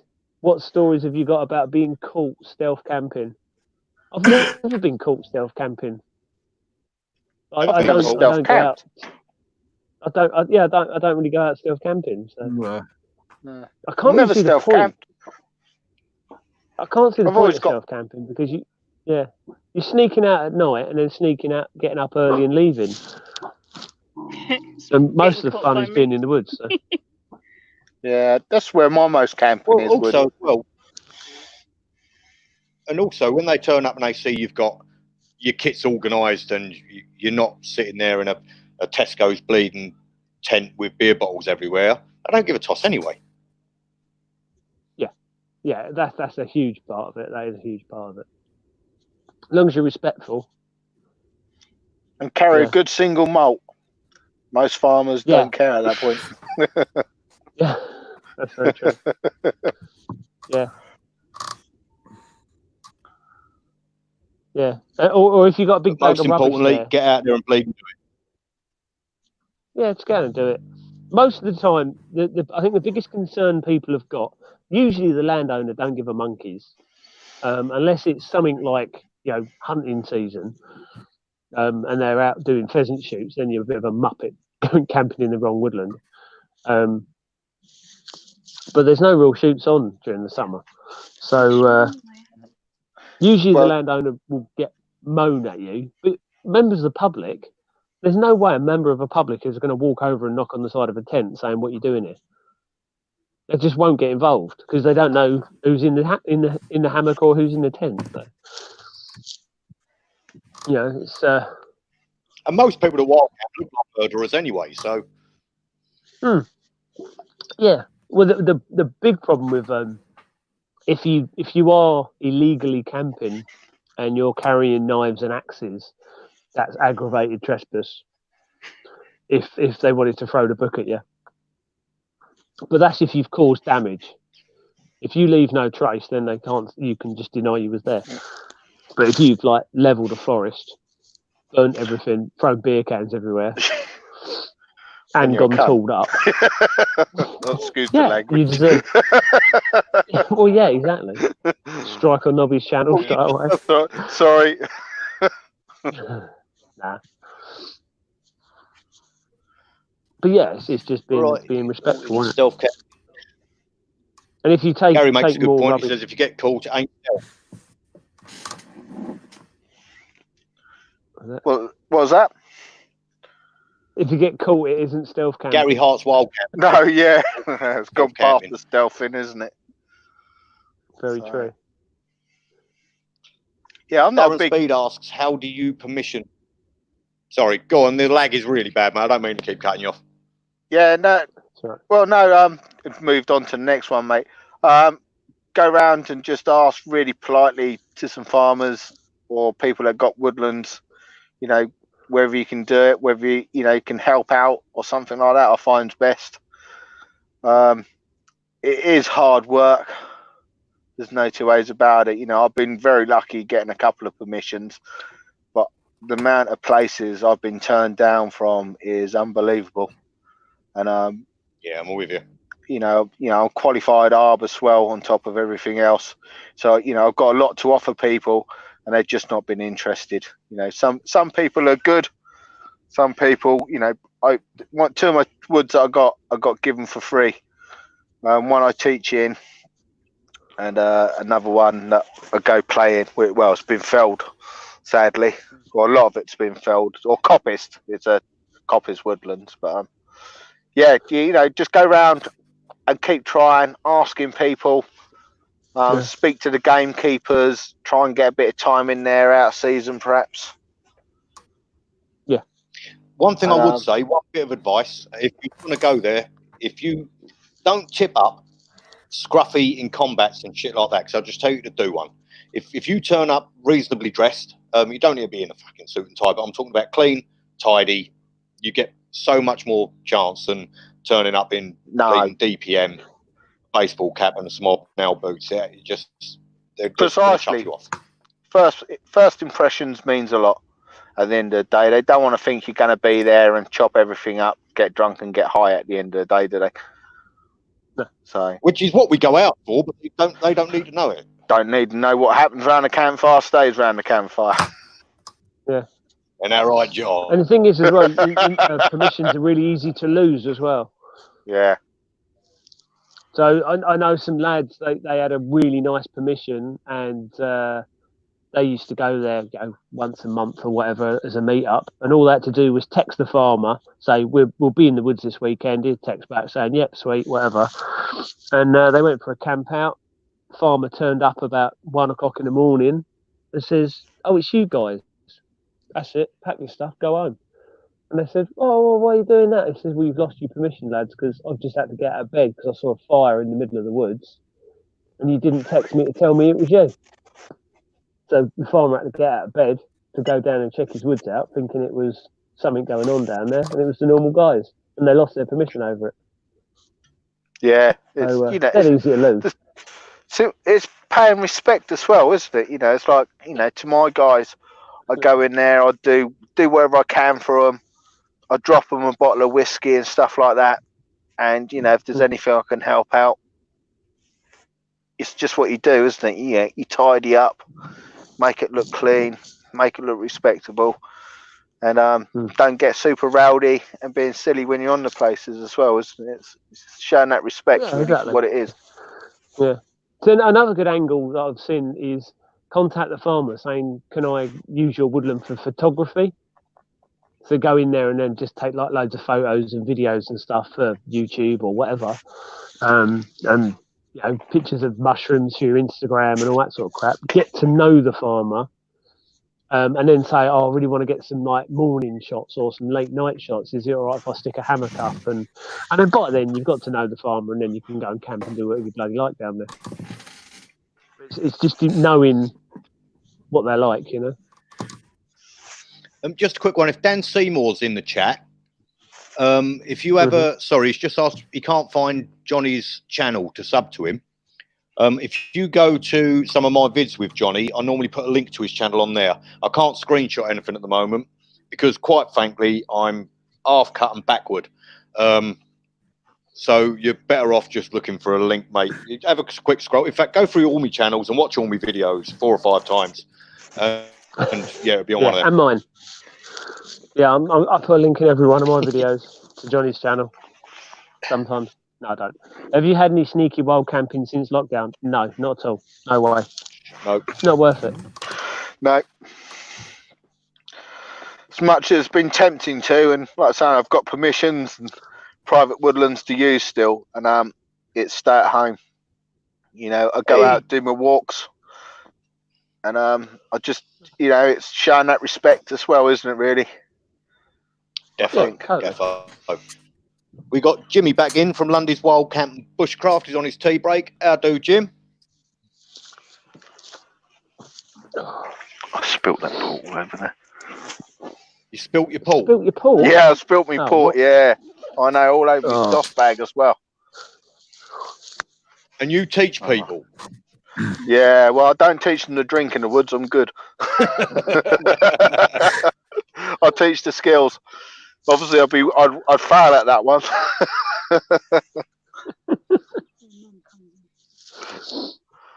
So, yeah, bit of a slip up with the boulder. Camping food rather than the £5 meals in Cotswolds. I'll tell you what I use for make it yourself. There is, yeah. There's for that coast to coast I've done. You know, like the pot pasties you get. If you put 2 of them in a bag, you get about 500 calories and maybe chop up a bit of sausage. But they're actually not too bad. And they don't take up any room. They're dehydrated, and it'll cost you £1 for a meal at night rather than £5. If that's the sort of food you're after. I can't stand the dehydrated shit, but it serves a purpose as and when. I wouldn't spend a £5 on a bleeding meal. Well, look what we found through them bags. They're good. I've got loads of those boil in the bag pouches. And what I do, I put I open a can of, you know, sausages and beans, stuff that you pay a £5 with, you know, pay £1 or something like that, or, you know, 70 pence in Tesco's or whatever. Throw it in those, and they fit into my 400ml like little camp stove. So, you know, if you're going for 24 hours, you can safely carry that without worrying about bacteria and stuff like that. Seal it in, throw them in your pot, boil them up. You got a brew. Jobs are good, and so, and what I bought did them from Lakeland. when I had my mountain leader assessment, I took Heinz Creations. They do these in a like the rice packs, but it's just baked beans with like Mexican beans or Italian beans or whatever. So I'd packet of those. Then I'd couscous, because that is just like loads of little beads in a tiny little packet. I love couscous. And it really swells up. And there's more protein in couscous than there is rice, so it's quite a good one if you've been walking a lot. It's wheat, isn't it? Yeah. So I had couscous and the beans, mixed that all together, and then just broke up a pepperami and chucked in there. Cheese as well is another one you can add to it. But just for like fill you up dodge. That's a really good meal, that is.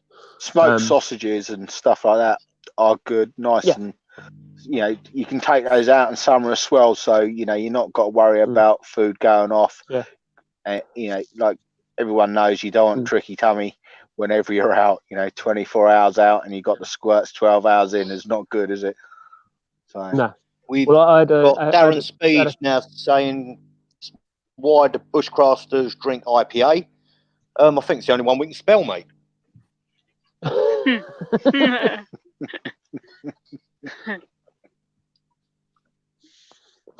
No, I'm an instructor. One idiot can spoil.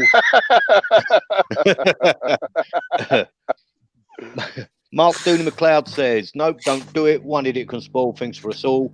Stay in until we're given the go. Fair point, mate. Yeah, well and truly, mate. That's the only way forward. You know, we're all in it together. We truly are. Yeah, unless you want to be on the front page of the Sun newspaper saying some muppet went wild camping and chopped his thumb off in the middle of the woods and wasted the emergency services time. You know, I'm a tree surgeon, and the jobs we're getting, I'm looking at them and saying, no, we can't do those, because the risk management is, if I hurt myself badly with a saw up in the trees and all that, it's a no-go, because we're in hospital. And then we're pushing on the services, and we're potentially getting infected as well. You know, so Yes, Gary. Yeah, exactly. Gary Arts Wild Camper says to Jimmy, have you thought up your 5 things for the 5 thing challenge yet? I'll obviously keep my mouth stum about that. Have you thought of the things for the 5 thing challenge? 5 things. I didn't even know there was a 5 thing challenge. No. I missed out. Well, you won't be getting nominated by me, I can promise you that. Is that like 5 things where you are we? take to the... Is that 5 things you'd take out on? if you were... I'm guessing, mate, Gary out Hard the Wild house. Campers tagged Jimmy into it. So I'm guessing it'd be something like that. So, yeah, so what I would take would be... Shut up, dog. I'll take a sleeping bag. Not the dog. I would take a woofy dog. No, I'll take a sleeping bag. I'll take a tarp. I wouldn't take a knife. I would take a saw instead of a knife because it's easier for making shelters and poles and stuff with a saw than it is with a knife. I would take a lighter and then a pot to boil water in if there was a water source there. That would do. Oh no, hang on, Bruce. Sorry, I only read off that question. It's going to be the same answer. What are the 5 things you most commonly stick up your butt? Fair enough. Oh, yeah, same thing. Same. Except it's a 50-litre pot. And the dog. Pot. And it's hot when he puts it in. It's hot when he puts it in.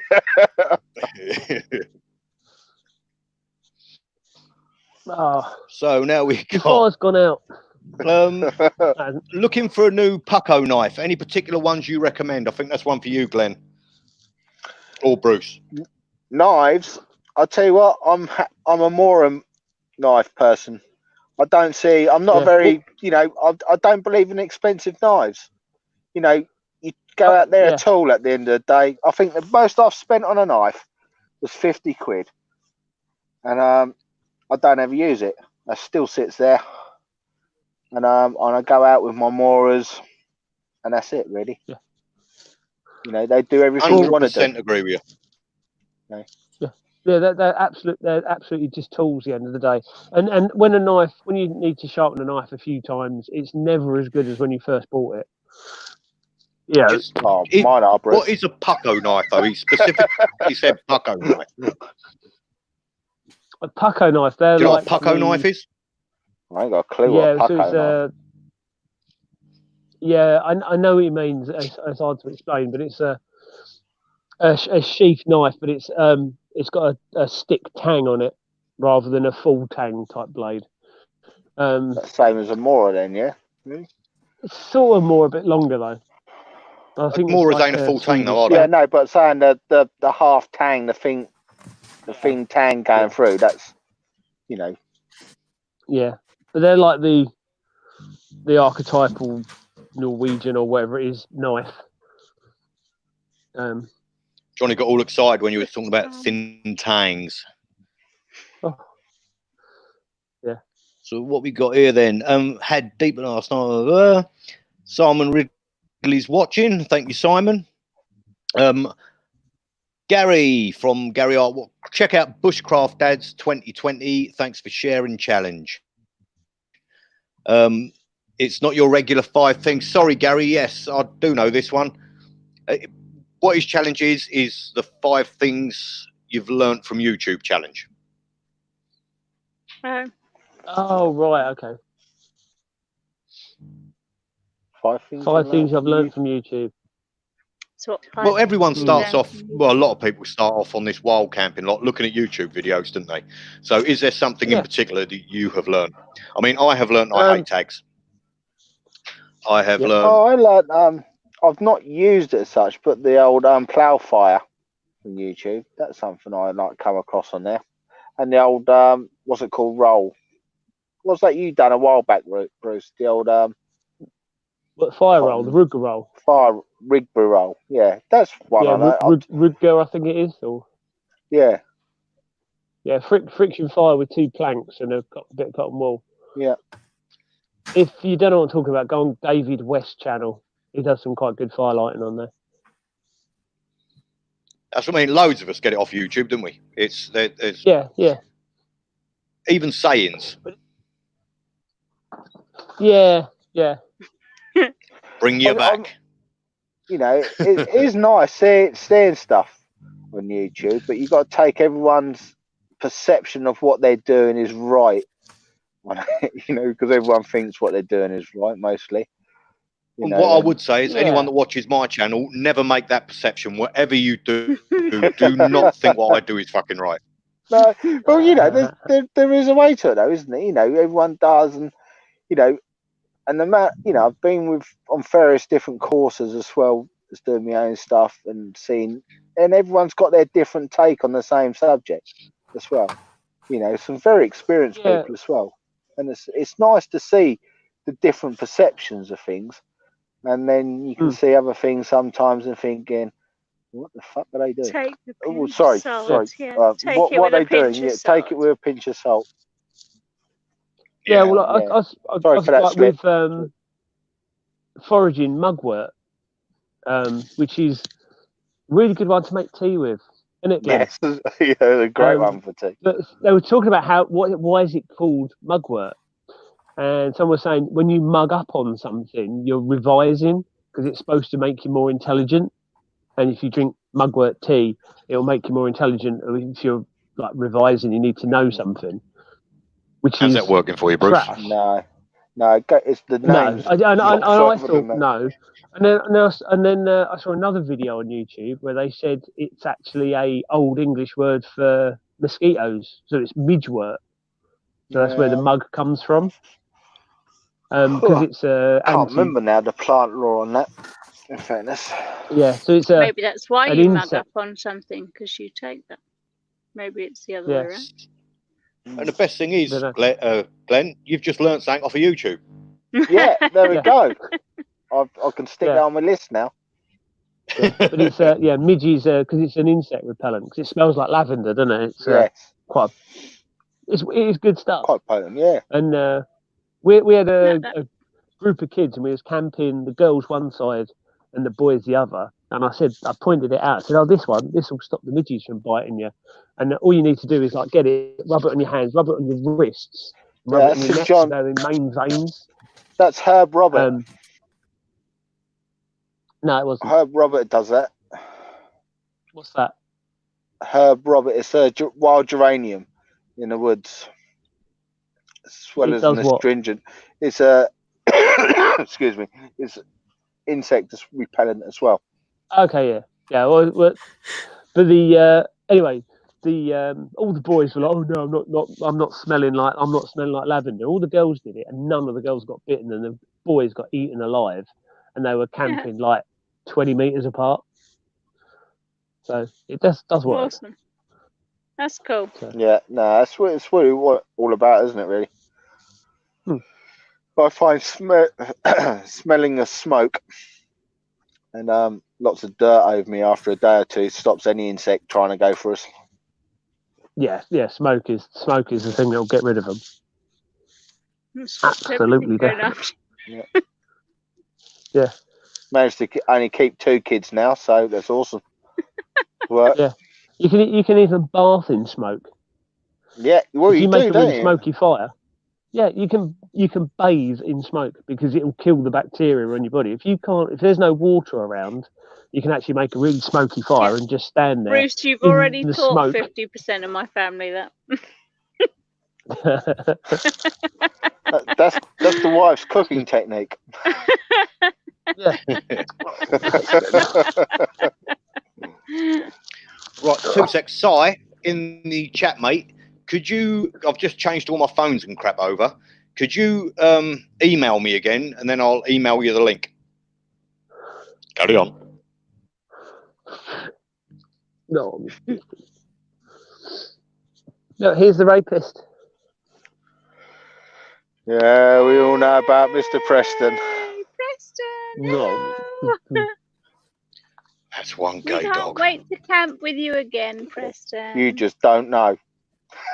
Look at those cold, dead eyes. Look at it. Look at him. Yeah. Hello, Preston. Charlie Chester. Leg molester. No, he's not like that anymore. He's a good boy now. He's calmed right down. Oh, did your daddy do naughty things? Yeah, cut his nuts off. I was trying to be polite. After the sea So what bomb we got going that on? Glenn dropped, don't be worried about it. Oh yeah, I'm his wife. Yeah. We got the boss. We're wild say. camping, aren't we? We're at the deepest wilds of our back garden with the foxes and the rats by the rat shed. The rats have gone. The rats have gone, and rats have left us. Ratty's got. Realised we weren't posh and moved next door, I believe. Yeah. All right. Are chlorine tablets good, or should I invest in a water filter? If so, what kind? Right. So chlorine tablets are lighter.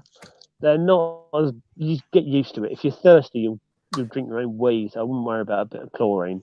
But you need to leave it about half an hour to kill everything inside it. The water does need to be clean. So if it's a muddy stream or puddles you're getting it from, then that's not going to be so great because you're going to have grit in it. But chlorine tablets are all right. They're not as bad as everyone makes out. They just taste like a swimming pool a bit. If you want to get a water filter, go for something like a Sawyer Mini. They're fairly good, and the amount of water that you can go through them, they're like 20,000 litres or something. They're ridiculous. So yeah. And Wilmoran says, sorry, Dusty Pilgrim. Says you go home smelling of lavender and the wife will kill you. Come home smelling of lavender after a camp. I think you'd be more happily surprised. I think. No one. Yeah. She'd just be surprised, darling. Whether it would be Thompson happy. says Preston brings new meaning to a camp dog. He's offended. Right. What I have got coming in, if he can figure out how to put coal in his computer, is Reelabrand. Wow. He's a proper stone monkey, this bloke. So if he gets in here, it will be amazing. Yeah. Cool.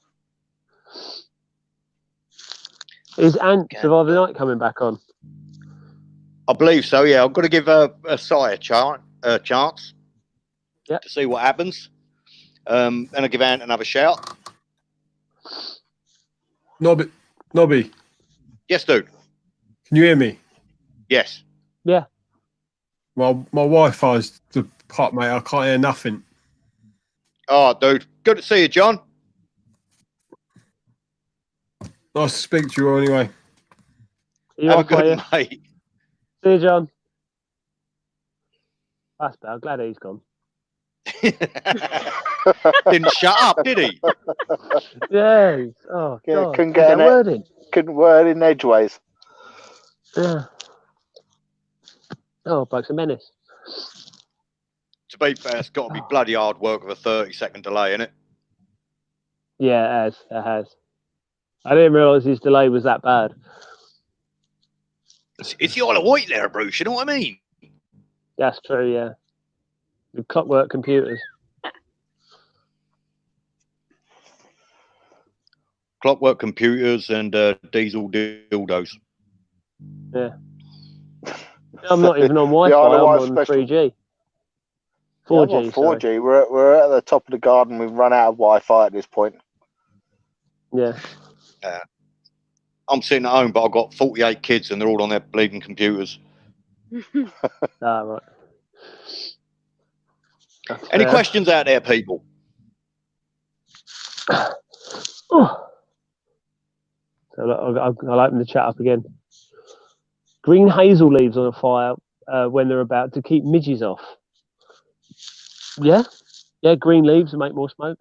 Definitely. Don't have to be hazel, anything. If you're about and you're doing sort of like fresh camps and all that, and your Western red cedar is really, really good for getting rid of like insects and stuff like that. So if you're out in sort of like conifer woodlands, And you've got Western Red Cedar. Obviously, that'd be in the plantations more than likely. And they plant that around still. That's a really good one for keeping away insects and stuff like that as well.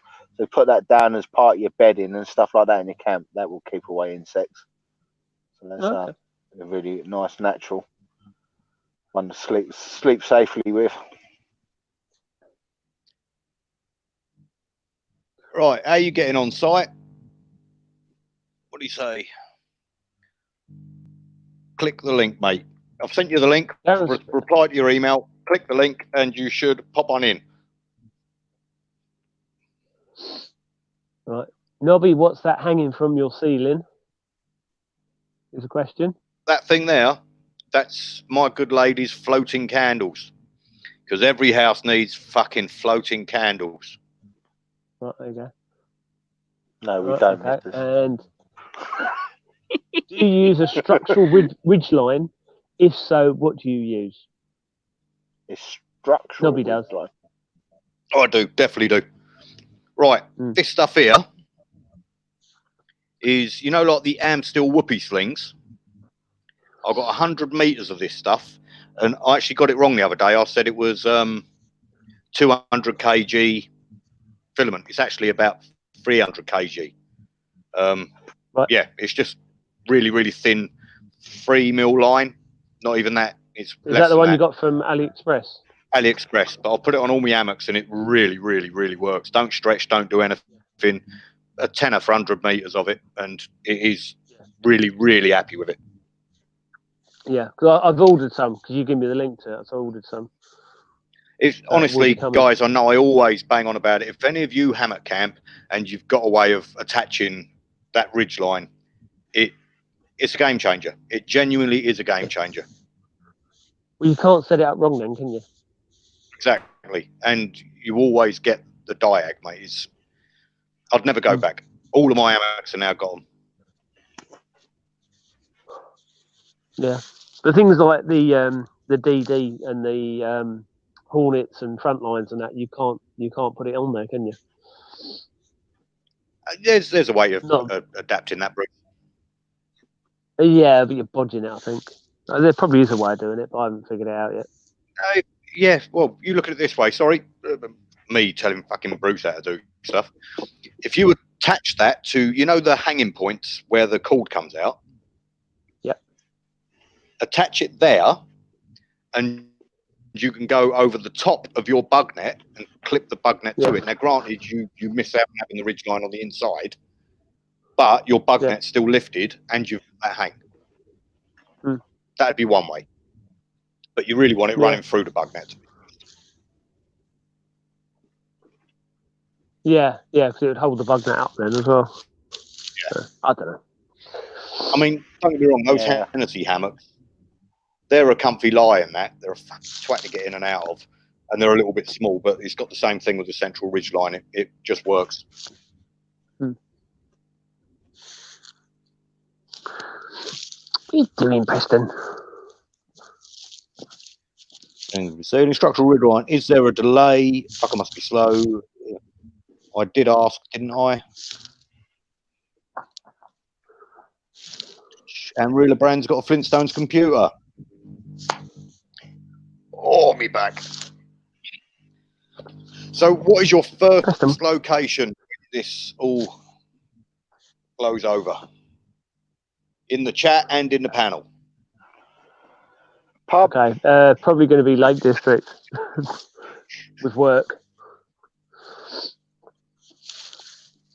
Local woods for me, just.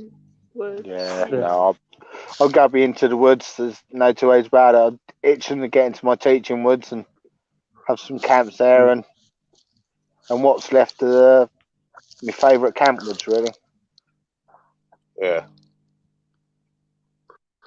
It depends. If it's still warm enough, I might do a beach camp. There's nothing better than a little copse on a beach.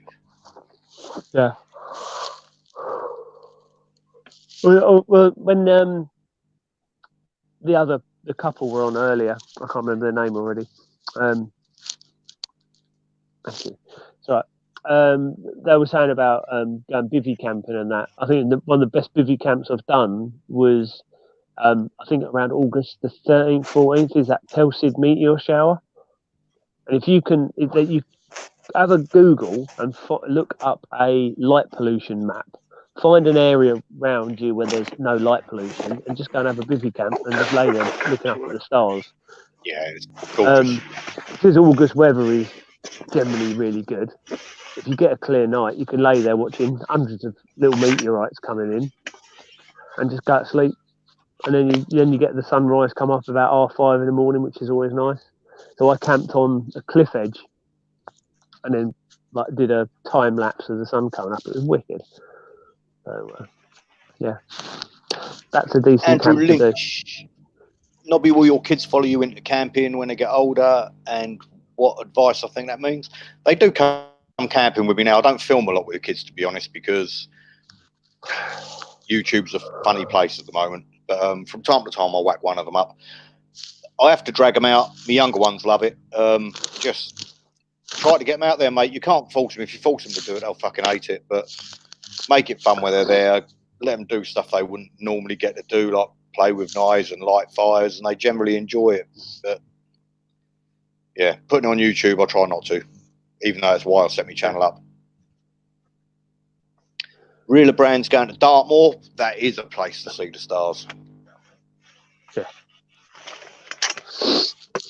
Morris Louise Eagle is going to Lake District and Osmington in Dorset.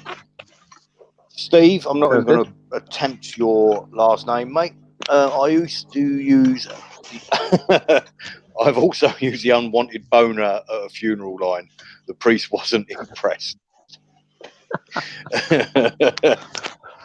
I'm a bit gutted tonight. The bloke that made the music for that trailer was going to come in. Yeah. But yeah, it was his nipper's birthday and he couldn't last minute, which is a proper shame. Oh, gutted. So, there'll be other chats. What advice would I give them? Well, you got to learn yourself, really, ain't you? If they specifically ask me for something, I'll help them out. But I'm not really one of jumping in and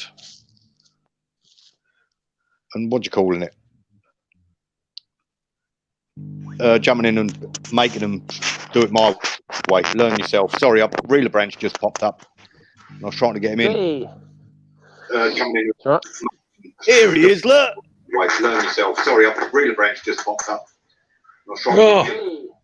Good evening, gentlemen. You need to mute YouTube. Have you got YouTube on site? Yeah, I'll just turn it down a sec. Yeah. Have you got YouTube on site? At least you can hear me call you a twat twice. Good judge of character.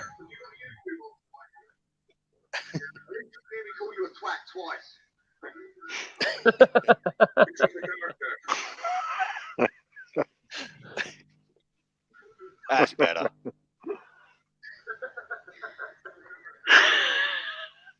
How you doing, mate? I'm all right, thanks, you bold-headed git. Glenn, Si, Glenn. Hi, Si. Glenn. Have you met Bruce before, Si? Not on camera, no. No. Yeah. Oh, this echo's getting on my tits. Hang on. Just mute YouTube. Yeah, mute YouTube or just close it. Right, it's muted. Bingo. There you go. Better. How did you mute it? Did you chuck a rock at it? Yeah, pretty much. How you been keeping, dude? Been all right, mate. Been all right. It's nice living in the sticks. That means I can get out. It's looking lovely around your way, and all them last couple of vids you've done, it's proper blooming, isn't it? Yeah, it is. It is.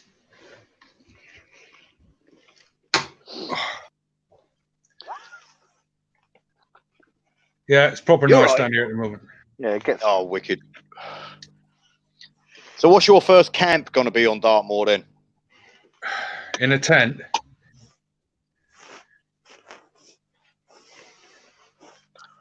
Well, it's not going to be a hammock camp, is it? Yeah, my mate, go tarp. My mate Keith lives down your way, down in Cornwall. All right.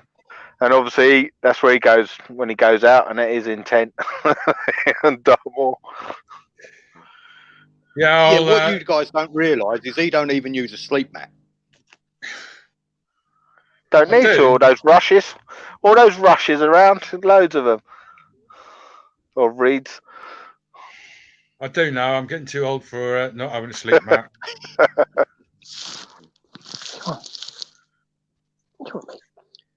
So I goes out a lot with a Wiltshire man, didn't you, Sandy and Jinx? Yeah, Sandy. Yeah, it's always a pleasure. I thought I saw you in his latest video when you was in the shower with him. No, that's one thing I wouldn't do. What we got going on in that chat? How is Sandy? Done that. Sandy's all right. He's keeping busy, making his knives and what have you. Yeah, how's his missus? I can only tell you what I've seen on the video. I haven't spoken to him for a while, so I don't really know. No. What I saw in the video, she's looking better than what I've heard in the email that she was. The state she was in. But yeah. Let's hope it all goes well. As well absolutely. Yeah, not a great time to be having open heart surgery. No. Oh no, that's definitely not, is it? No. So no time for anything to be done at the moment, sadly, is it? Got our neighbours that have just got major problems, and they're quite old as well. And it's scary stuff, really. They're too scared to go in the hospital to get the proper checks they need as well. So yeah, scary times, isn't it? It certainly is. It is that, mate. It is that. I've got Steve in the chat asking us to get the guitars, Si. With this delay, mate, it would probably sound better.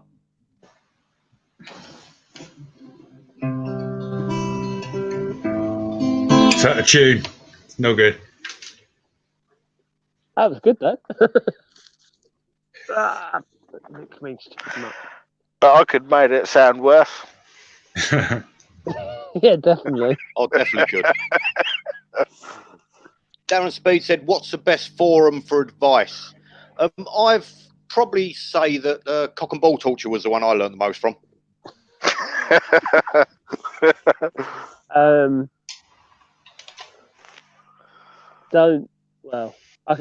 It depends what you want advice on. There's like loads of blade forums and stuff, like all knife forums.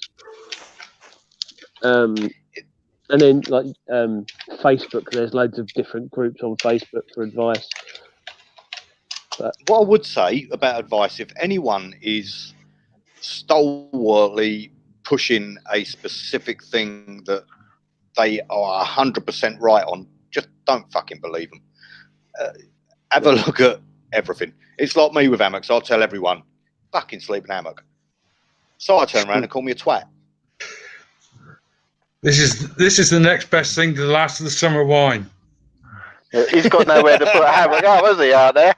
Thank you, Loper X. How did I get lumbered as an old git? Well, I am an old git. Well, I know that. I'm only 28. And a hard paper round.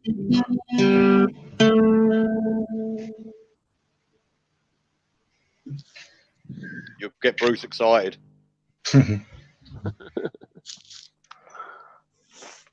So my wife's uncle lives right on the river.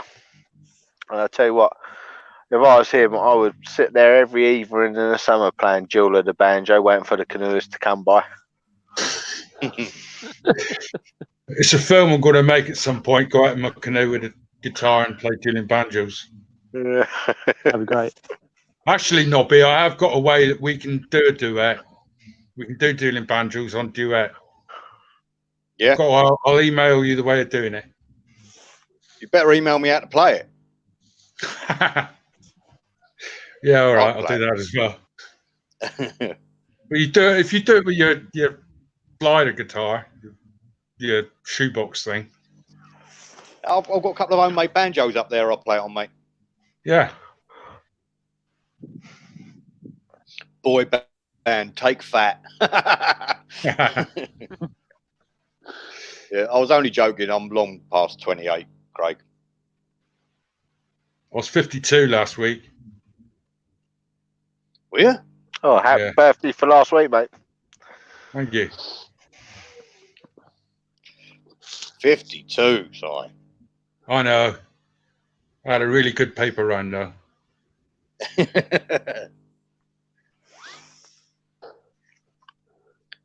Duran and let themselves go.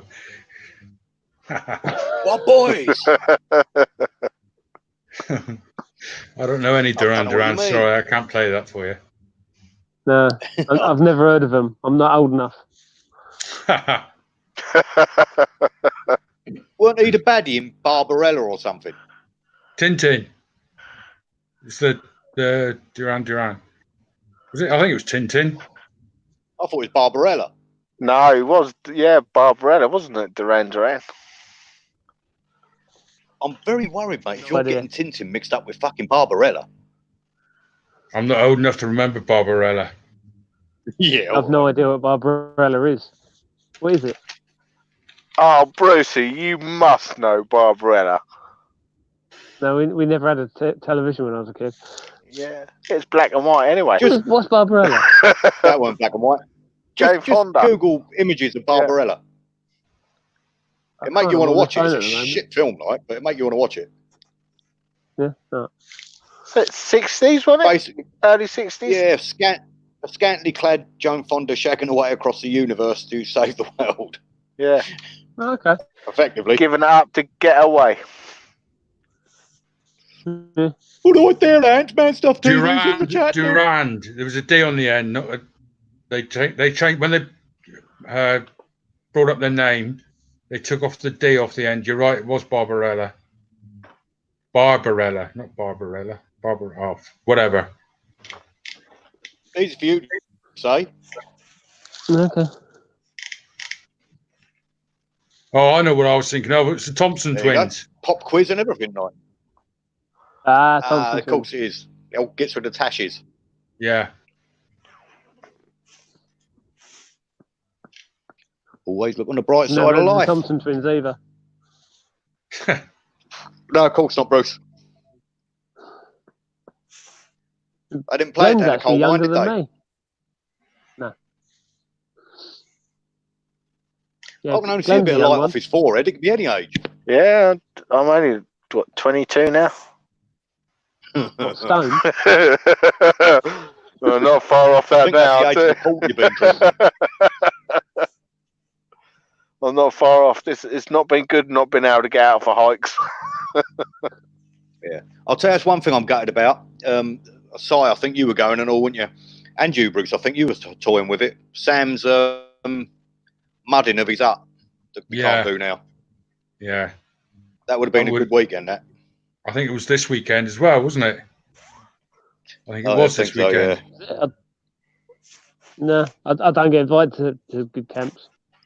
No, he spoke about it when we was on stream together. And you said, yeah. Did he? You just can't remember because you're old as shit. Yeah, probably. What's it called? Not cobbing, is it? Yeah. What's it called, Si? Cobbing. Yeah, it was. Yeah. Chinking, putting mud on. No, it was the proper putting the cob on the wall, putting the mud on the wall. Okay. That's the dirty protest, isn't it? Had to move to gin now that I've spilt port all over my sleeping bag. Oh, what? Oh, I've got a proper bushcraft question for you, Si. What's your favourite type of patio heater?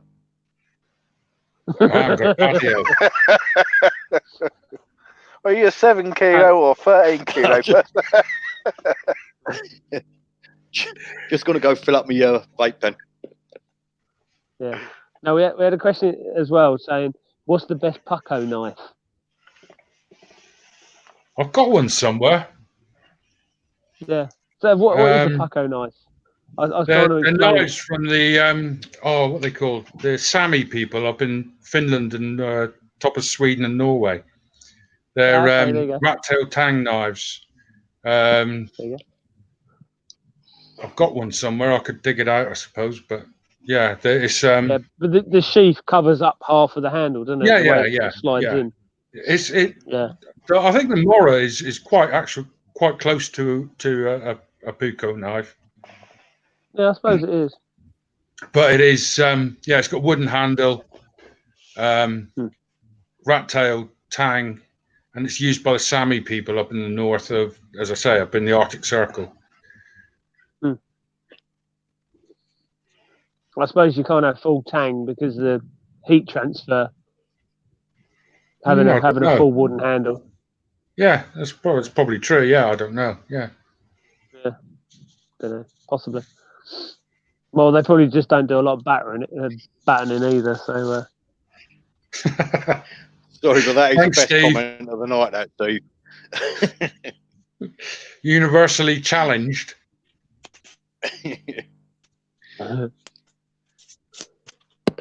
Bruce from Scumbag College. At the end of the day, aren't you? Rather than Scumbag College. I'll have do the young ones in a minute and have a piss on Si's head.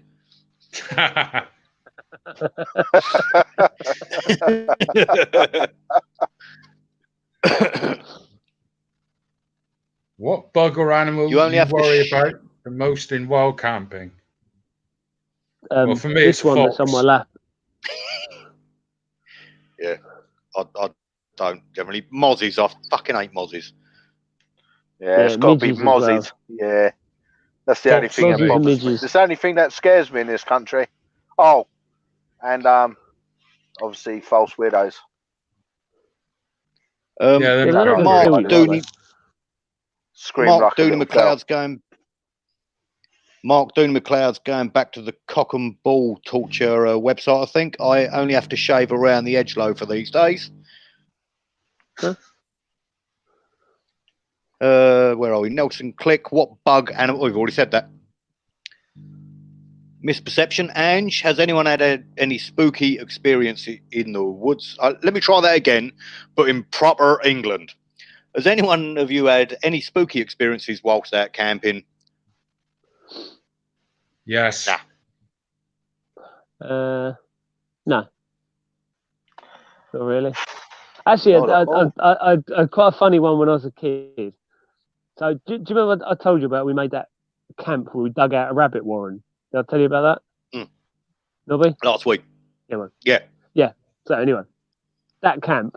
So all my mates had said, "Oh yeah, we're going to go." Like 3 or 4 of my mates said, "We're going to go down there about 6 o'clock. It'll be dark, but we're all going to go down there, and then we can have cook some stuff." And I'm talking like I was only like 12, 13, something like that.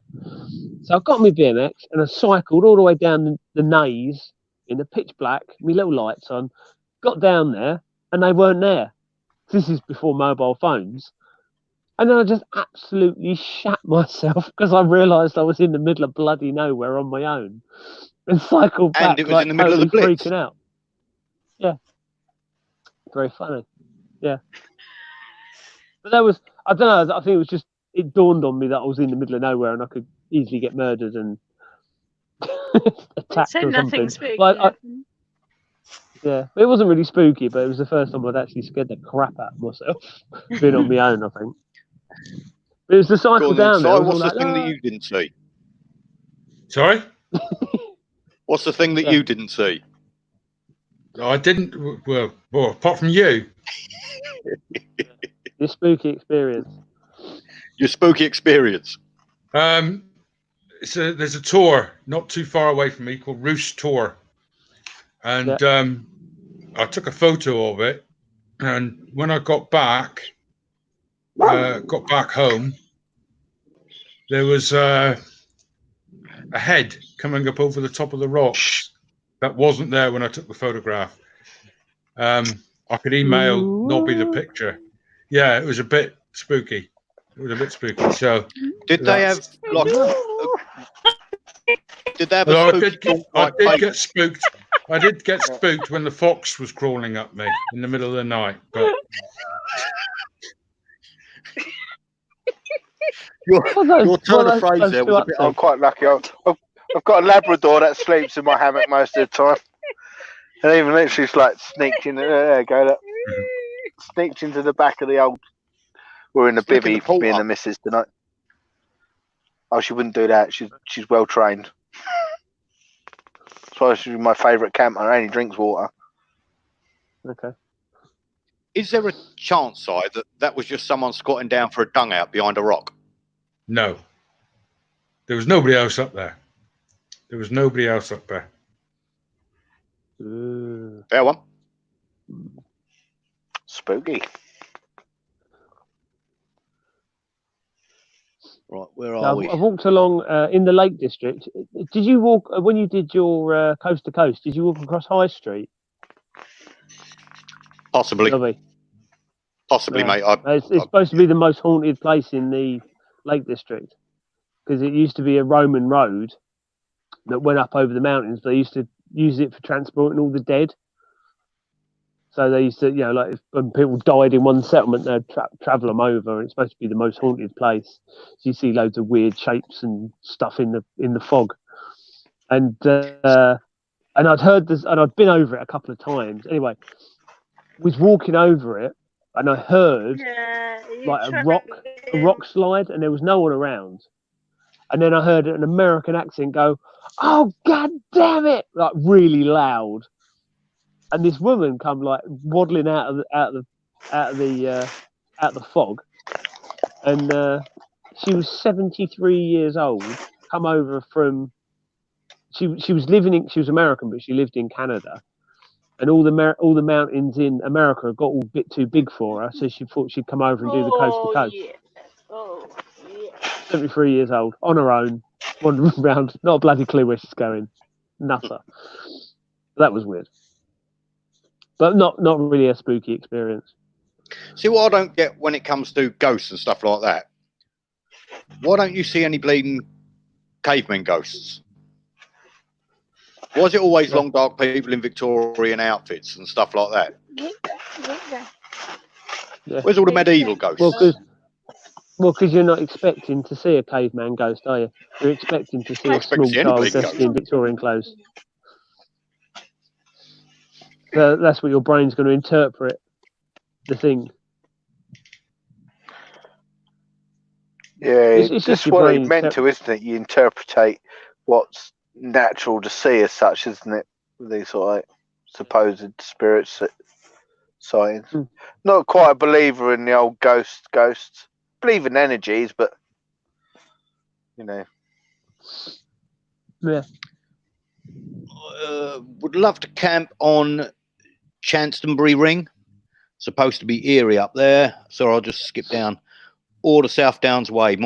Robert McFarlane's book recounts a strange night up there, and he's not prone to exaggeration. Fair one. Cool. I'm doing a South Downs Way soon, hopefully, so I'll let you know.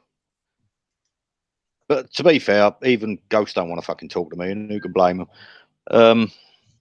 That's true. I'd love to be proved wrong. The good thing is with the supernatural, if they prove it right, it becomes part of the natural. So yeah, I'm open to it. I've not seen anything compelling to make me believe. Huh? The supernatural becomes the natural. Well, if they can prove it's actually there, yeah. Okay. The whole reason why you can't test for the supernatural is because you can't test for it. If you can test for it and find that it is a real, actual thing, then it's natural. Yeah. So it could be echoes from other dimensions, from the multiverse, coming through, and we're picking up on them. Or from our Norfolk to Suffolk, coming through to Essex. But if it is a haunted spirit and it stays within our Earth, it's natural. Yeah. It's a thing that naturally happens. If they can prove it. That's all it is. That makes sense, or am I talking shit? Well, yeah. there's definitely stuff out there, mate. There's no two ways about that. But, yeah. What's really strange is now mobile phones have got absolutely shit hot cameras on them. No one spots any UFOs anymore. Why are all the Sasquatch films all in sort of shaky, sort of out of focus? Yeah. I'll tell you, I did hear a really good bloke on the Joe Rogan podcast who used to work at with the Roswell crash site and that, and he gave some compelling evidence. He didn't compel me to believe it, but he sounded credible. Oh yeah, but aliens. Never say never. Realistic, isn't it? You know what I mean? You can't look at like over 40 billion known planets and areas and think, well, we're still the only one here, can you? On that one. Oh no, it's a mathematical certainty. Oh, Sam and Mary. Hey, it's a mathematical certainty. There's I've got no idea what I'm doing with these half-wits. No idea. But whether any of that life out there is intelligent, and whether they would, and then you've got to have the chance of us actually meeting them in the infinity of space. It's just so unlikely. And most importantly, what bushcraft skills would they be able to bring to us? Exactly.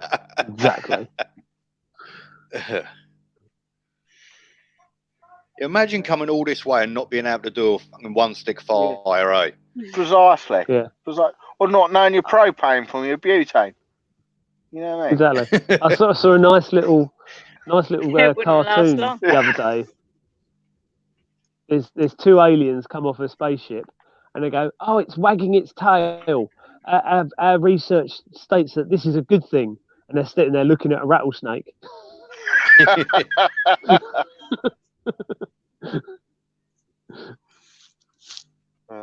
Probably a bit like the first settlers on the old Mayflower when they hit America. Oh, look at that! Oh, it's waggling, just like a little puppy. Oh, right. Okay, stay away from them. They make you sleepy. Yeah.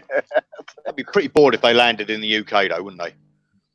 I mean, you go over to America, get bitten by a wolverine, you might get a slightly miffed badger over here.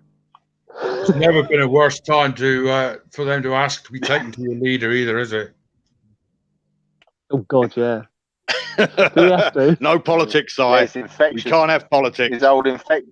He's infected as well. You can't fault his enthusiasm. No. It's good for the country. It's good for me. He's definitely optimistic. That's all I'm saying. And I'm definitely not a fucking Tory. But hey, no politics. No fucking politics. I didn't mention politics. Let's talk about immigration. So, so where's everyone? Where was the thing that everyone was hoping to get out and camp, and what sort of skills everyone trying to get back into again? That people have. What skills have people? Truthfully, because we're all. I think so.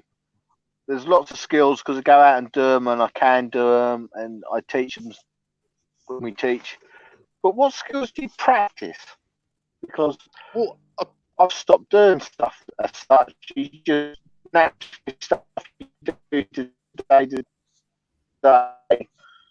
What do guys do? I'll tell you one skill I'd like to see come back, and that's a lot more of the old ferreting and rabbiting and stuff like that, because that is dying a death. Yeah. Well, again, we're stuck with it. Farmers have got shooting rights, and they have people shoot a lot of them now for the rabbits. You know, it's a big money shooting, and you know, whatever it comes down to, whether it's for pigeons or whatever, you know. So I think that's probably killed a part of the ferreting off the traditional skills as well. You know, we used to do that as kids, ferreting and loads of those sort of things. But you don't do it any longer. Quick goodbye to Morris Louise Eagle. Thanks for dropping in. And have a good one. See you guys. Goodbye. But, you know, I think, it's, you know, getting back to the skills, it's, you know, you get to an early stage of bushcraft, don't you, I think? and you go out and do loads of it, and you're practicing loads of stuff left, right, and centre, and then you get to a stage of, well, I think anyway, it's like it's having those skills, and you got to touch up on the skills, because otherwise, if you don't use it, you lose it. See, I'm slightly of a different bent, mate, because I do what I need to do, but I only do what I need to do. I'd never go out and do like the friction fire and stuff like that. I'd like to have the time, but I never do. So if I need to whittle something, some sort of pot hanger or whatever, I can do it. But as far as the more advanced stuff, plant recognition, all that sort of stuff, yeah, you're barking up the wrong tree if you want advice from me. Yeah. Well, no, it's just like saying that, like you're saying though, there's certain stuff that you do, but you've gone back to just having, the basics of what you need. Exactly. You know what I mean? And that's this. I think probably Bruce will say the same. We go out. You can do all the skills. We can go off, pick stuff out, and get a fire going from just what's around us. We go out with a lighter. We take a lighter. Well, you want a fire. You want to fire. There's the point of struggling, but it's retaining skills as well, though. I practice every now and again different bow deal techniques and stuff like that all the time, because it's good to keep into it. I think it's safe to say, like, with Si, you're a true outdoorsman, ain't you, Si? If you're not working, you're out walking the moor, in the woodland, this, that, the other. Bushcrafty wise, how much do you? Because I know you know your stuff, you certainly know your plants and stuff. Do you do a lot of it? You or Si? Si. Okay. Si. Not really, no. No? But you know it, didn't you? Oh, yeah. Where did you learn it? Over time. It depends what it is I'm learning, or what it is that I might know. I used to have a friend in Africa who taught me techniques that he knew from, just going back over and over and over and over, hundreds of years, I suppose. Chap called Schiffer. He was in his late 40s when I knew him, and I was only in my teens. He taught me a lot, and then the rest of it's just what I've picked up over the years. It's like Sam. Sam's a very knowledgeable bloke. I'm pretty sure he's learned a load more since he's had old Allen's. Oh, yeah.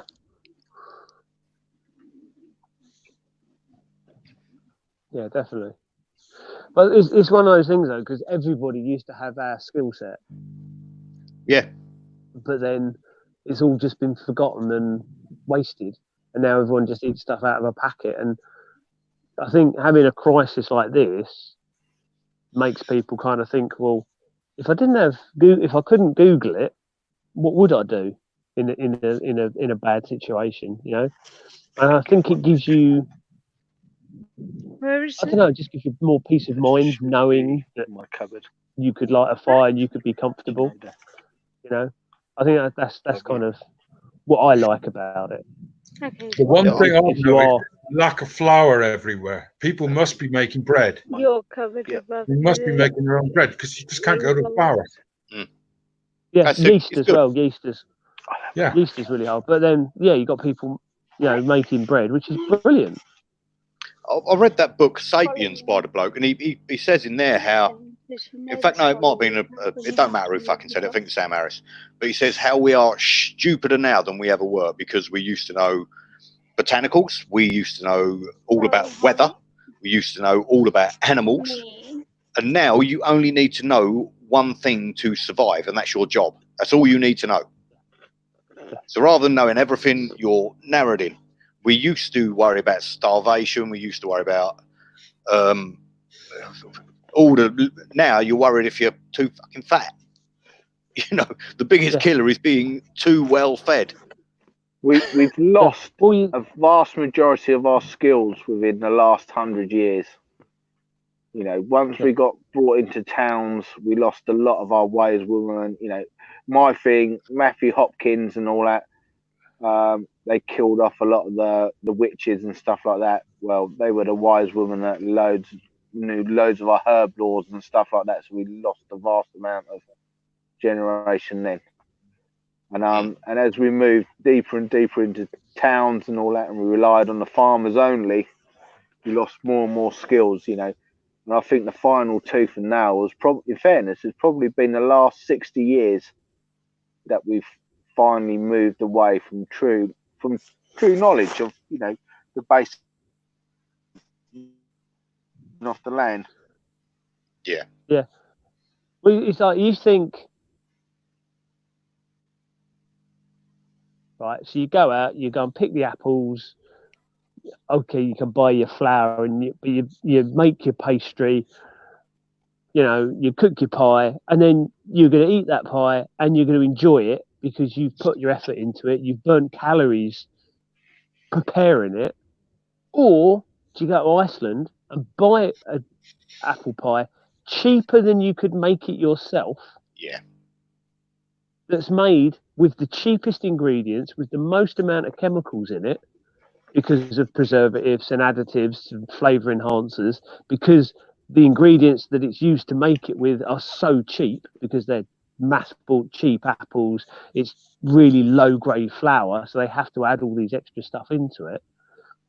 That's de-skilling, and you haven't used the energy to burn it off, so that's why everyone's getting fat now, you know, because you're not putting the effort in. You're just eating the food and sitting behind a computer and sitting in your car. You know, instead of putting any effort into anything, we've just got everything so easy now. You know, but it's actually more expensive to eat healthy than it is to go and buy, you know, a pizza. Well, it's also the effort level. I mean, so once again, mate, lag. I don't mean to cut you off. That's right. I'll just say it's also like with the gardens and the carrots and that allotments. How many people have allotments? I know they want them now. How many people will keep them when all this is over? Yeah, you know, I've had interesting people in courses and all that. Like, well, when you're doing this, I could really learn about the skills of, you know, foraging stuff, you know, as well. You know, I could really want to do this, and like I say, a couple of weeks later, it's going to be end of hat again, isn't it? You know, that short, sharp interest, and no thinking of the future. And you know, the reason I got more deeper into learning the bushcraft and plant knowledge and medicines and stuff like that was to pass this knowledge on back to my kids. You know, it's so important. You know, I could teach them the hunting skills and stuff like that I grew up with, but you know, now I can pass on the plant and medicine knowledge as well, you know, to send that next generation off. But unfortunately, it's going to get less and less of people that are interested in it. And, you know, society in England has got so urbanized that it's hard to keep these skills going as well. That's the biggest problem, I think. Also, I know with like all these vegans and knobheads that walk around. Granted, we are gluttonous when it comes to our fucking meat consumption, etc., etc. But kids don't know where it bloody comes from. No. And once again, they should be taught it in schools. They should be, even if it's taught out of skin and gut a rabbit, half of them, boom, will be vegetarian straight away. Yeah. The other half might kill a couple of pensioners when they're older, but most of them will be all right. No, it's no. Meat does not come cellophaned. That's a really important lesson. You know, how do you suffocate yours then? How do I suffocate mine? Well, I just squeeze one out, really.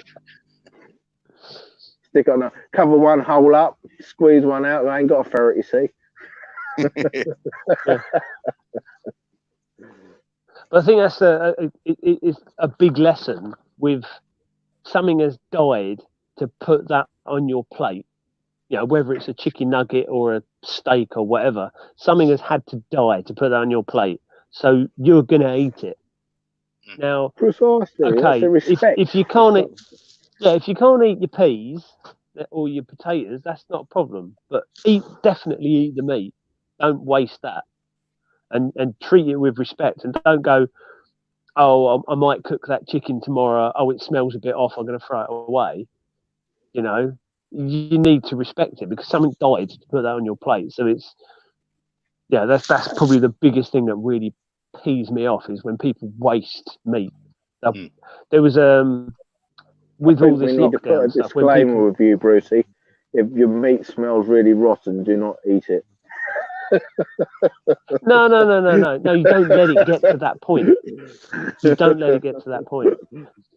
But there was when people were doing all the panic buying, there was a picture from one of these like food recycling rubbish dumps, and there was like joints of meat, like big old joints of meat that people hadn't cooked. They just panic bought them. There weren't room in the freezer, so they're throwing it away. Yeah, scary, wasn't it? Scary. Madness, absolute madness. You know, and someone else has gone without as well, just because someone was selfish enough to just buy up everything. I don't understand that mentality. You know, it's that greed and having too much. Sam from Sam and Mary's Outdoor Life says, yep, it's a lifetime's worth of study. 10,000 hours is how you learn anything to a decent level. That's why I'm still crap at noogie. 2 pumps and a squirt. Mark Dooney McLeod, I still make my own bread. Craig Webster, there's an app for that, making it worse. But the apps can help from time to time. Dusty Pilgrim, spot on with the 60 years or so. Going out freelance gamekeeping was just what you did with Grandad's 60 years ago. From then on in, it started to disappear. I can remember going out Ealing with my granddad. It was some of the best times I spent. When I was a kid, I had the most active garden, if not an allotment. Craig Webster, you can't outrun a bad diet. It's the amount of processed carbs, insulin spike, and load, allowing your body to tap into stored fat. Hungry every couple of hours instead of satiated for hours. I can't really disagree with any of that. Yeah. Great stuff tonight from Jog Higginbotham. Sorry, go on, Bruce. That's right. With Americans, in Texas particularly, because it's so hot out there, obviously they're sweating and they drink, you know, they have to drink more than us. But they got stuff like Gatorade, and Gatorade has got so much bloody sugar in it, it's redonkulous. Same with Coca-Cola, but now they're saying that their thirst response has got so weak now, people mistake it for hunger. So you feel thirsty and you go, "Oh, I need a burger." And with that burger, you'll get your your fries and your massive great gulper bucket of your drink. But so that now their brains are associating being thirsty with being hungry, so they'll force more food down their face, and that's why they got one of the biggest weight problems in the world. Is it the same out in places like Wyoming, Bruce, when you were out there? I don't know. I meant Si, mate. Not bring the battery. Yeah, Montana. Sorry. They tend to eat more in restaurants out there rather than McDonald's and things like that. But when you have a meal out there, it's a massive plate of food. You know, a steak is, it's not like a steak we get here. But are they big out that side and all? No, I wouldn't say they were. No, there are much fitter people in Montana. Definitely. Yeah. Yeah. Well, when I went to Texas, there was the food was just never ending. It was all like, massive buffets and all you can eat buffets, and then they bring out your slab of meat and all that stuff. But I went to Florida, and it was, the portions were less than you get in the UK. There was like, a steak and about 4 chips. It's just like, when's the rest of it coming? Oh, it's indoors, look. I've had to come back for my battery. Had to walk back from the wilds. Where'd your kettle, Si? It's in my rucksack. I went out today, so that was in there. Good boy.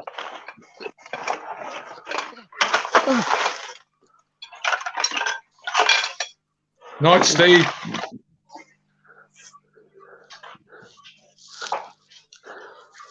What's that? If it took people to work with ET. me, those who pass out would be in tears, soft asses. You say that, mate. That's how Johnny started coming out with me. He was It's a terrible green screen if it is, Sam. That's doing his impression of ET.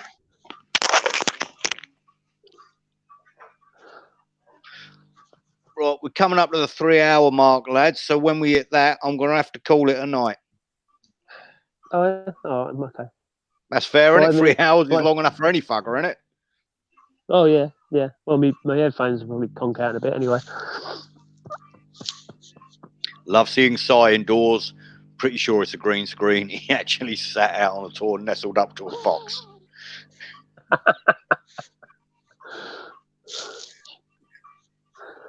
You made any new stupid concoctions of bikes, Sam? Something that I can actually respect you for riding? Hey, that bike he rode across Devon on was brilliant. It's damn sight better than that high thing.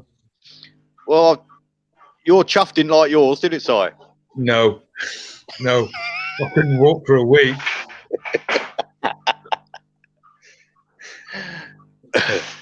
I had blisters where I didn't think you could have blisters. Yeah, I keep meaning to do a bike packing trip, but I was going to do the Pilgrim Way from Canterbury to Winchester.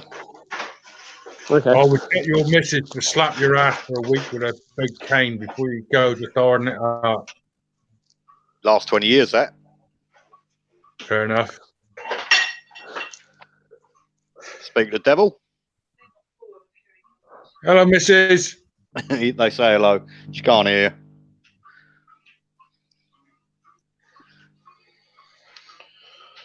Has Glenn died? Destroying his kitchen. There he is. If you see anybody walk behind me, let me know, because there's nobody else in here. I found a crap behind your TV. Sorry? Might just be a bloke having a crap behind your TV. No, I doubt it. It's against the wall. The hell of a thing. The skinny people out there, be worried. Yeah. We got any last minute questions on the chat?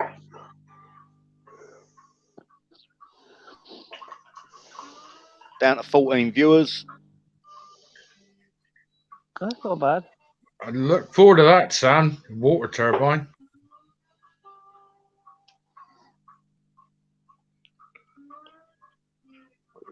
I don't know. I like that tall bike you made. Yeah. I like the one with the trailer here. It's brilliant. Yeah. The three-wheeler. They all have a place. I get the ump because where I live is all back roads and people love cycling on them. And I can't, every single road I hit, I get stuck behind 5, 6, 7 cyclists. And it ain't like the olden days, and I ain't saying all cyclists are like it, but they don't wave you past anymore. No, you need bull bars, mate. That clears them. You all right? Yeah. Yeah. She doesn't sound all right, mate. But when you get cyclists, she didn't sound all right, did she? When they This is why my missus lives in America.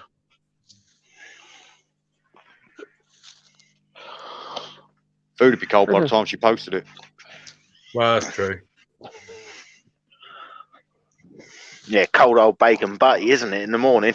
yeah.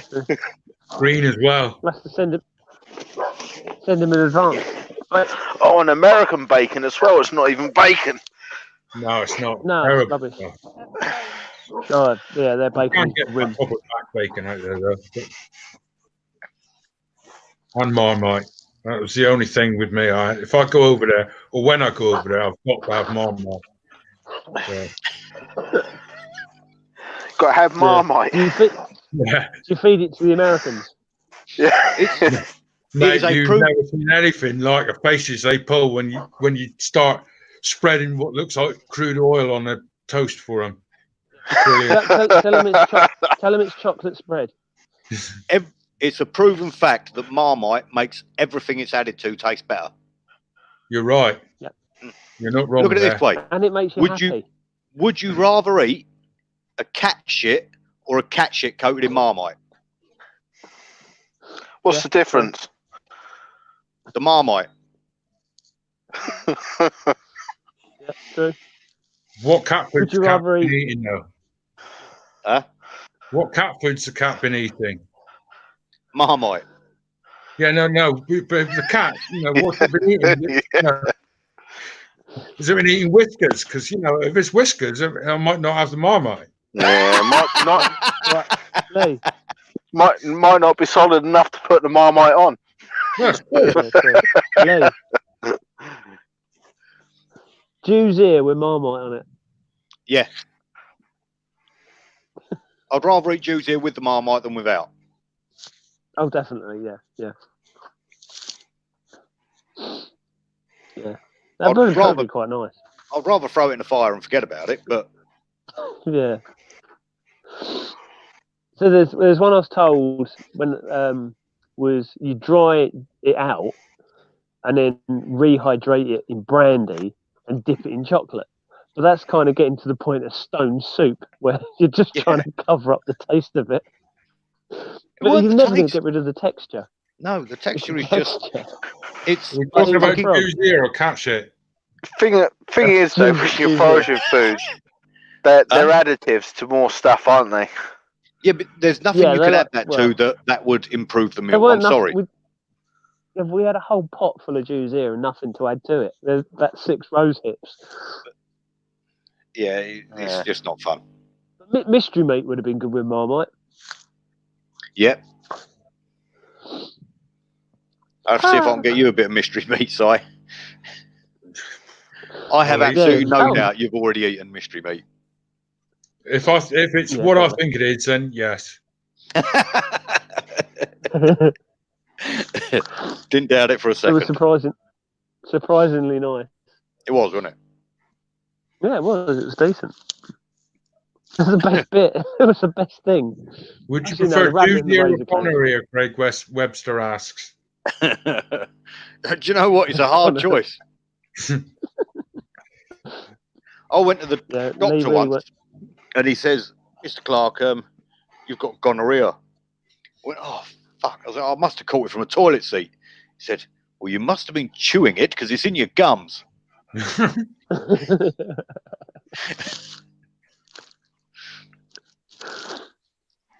Not a true story.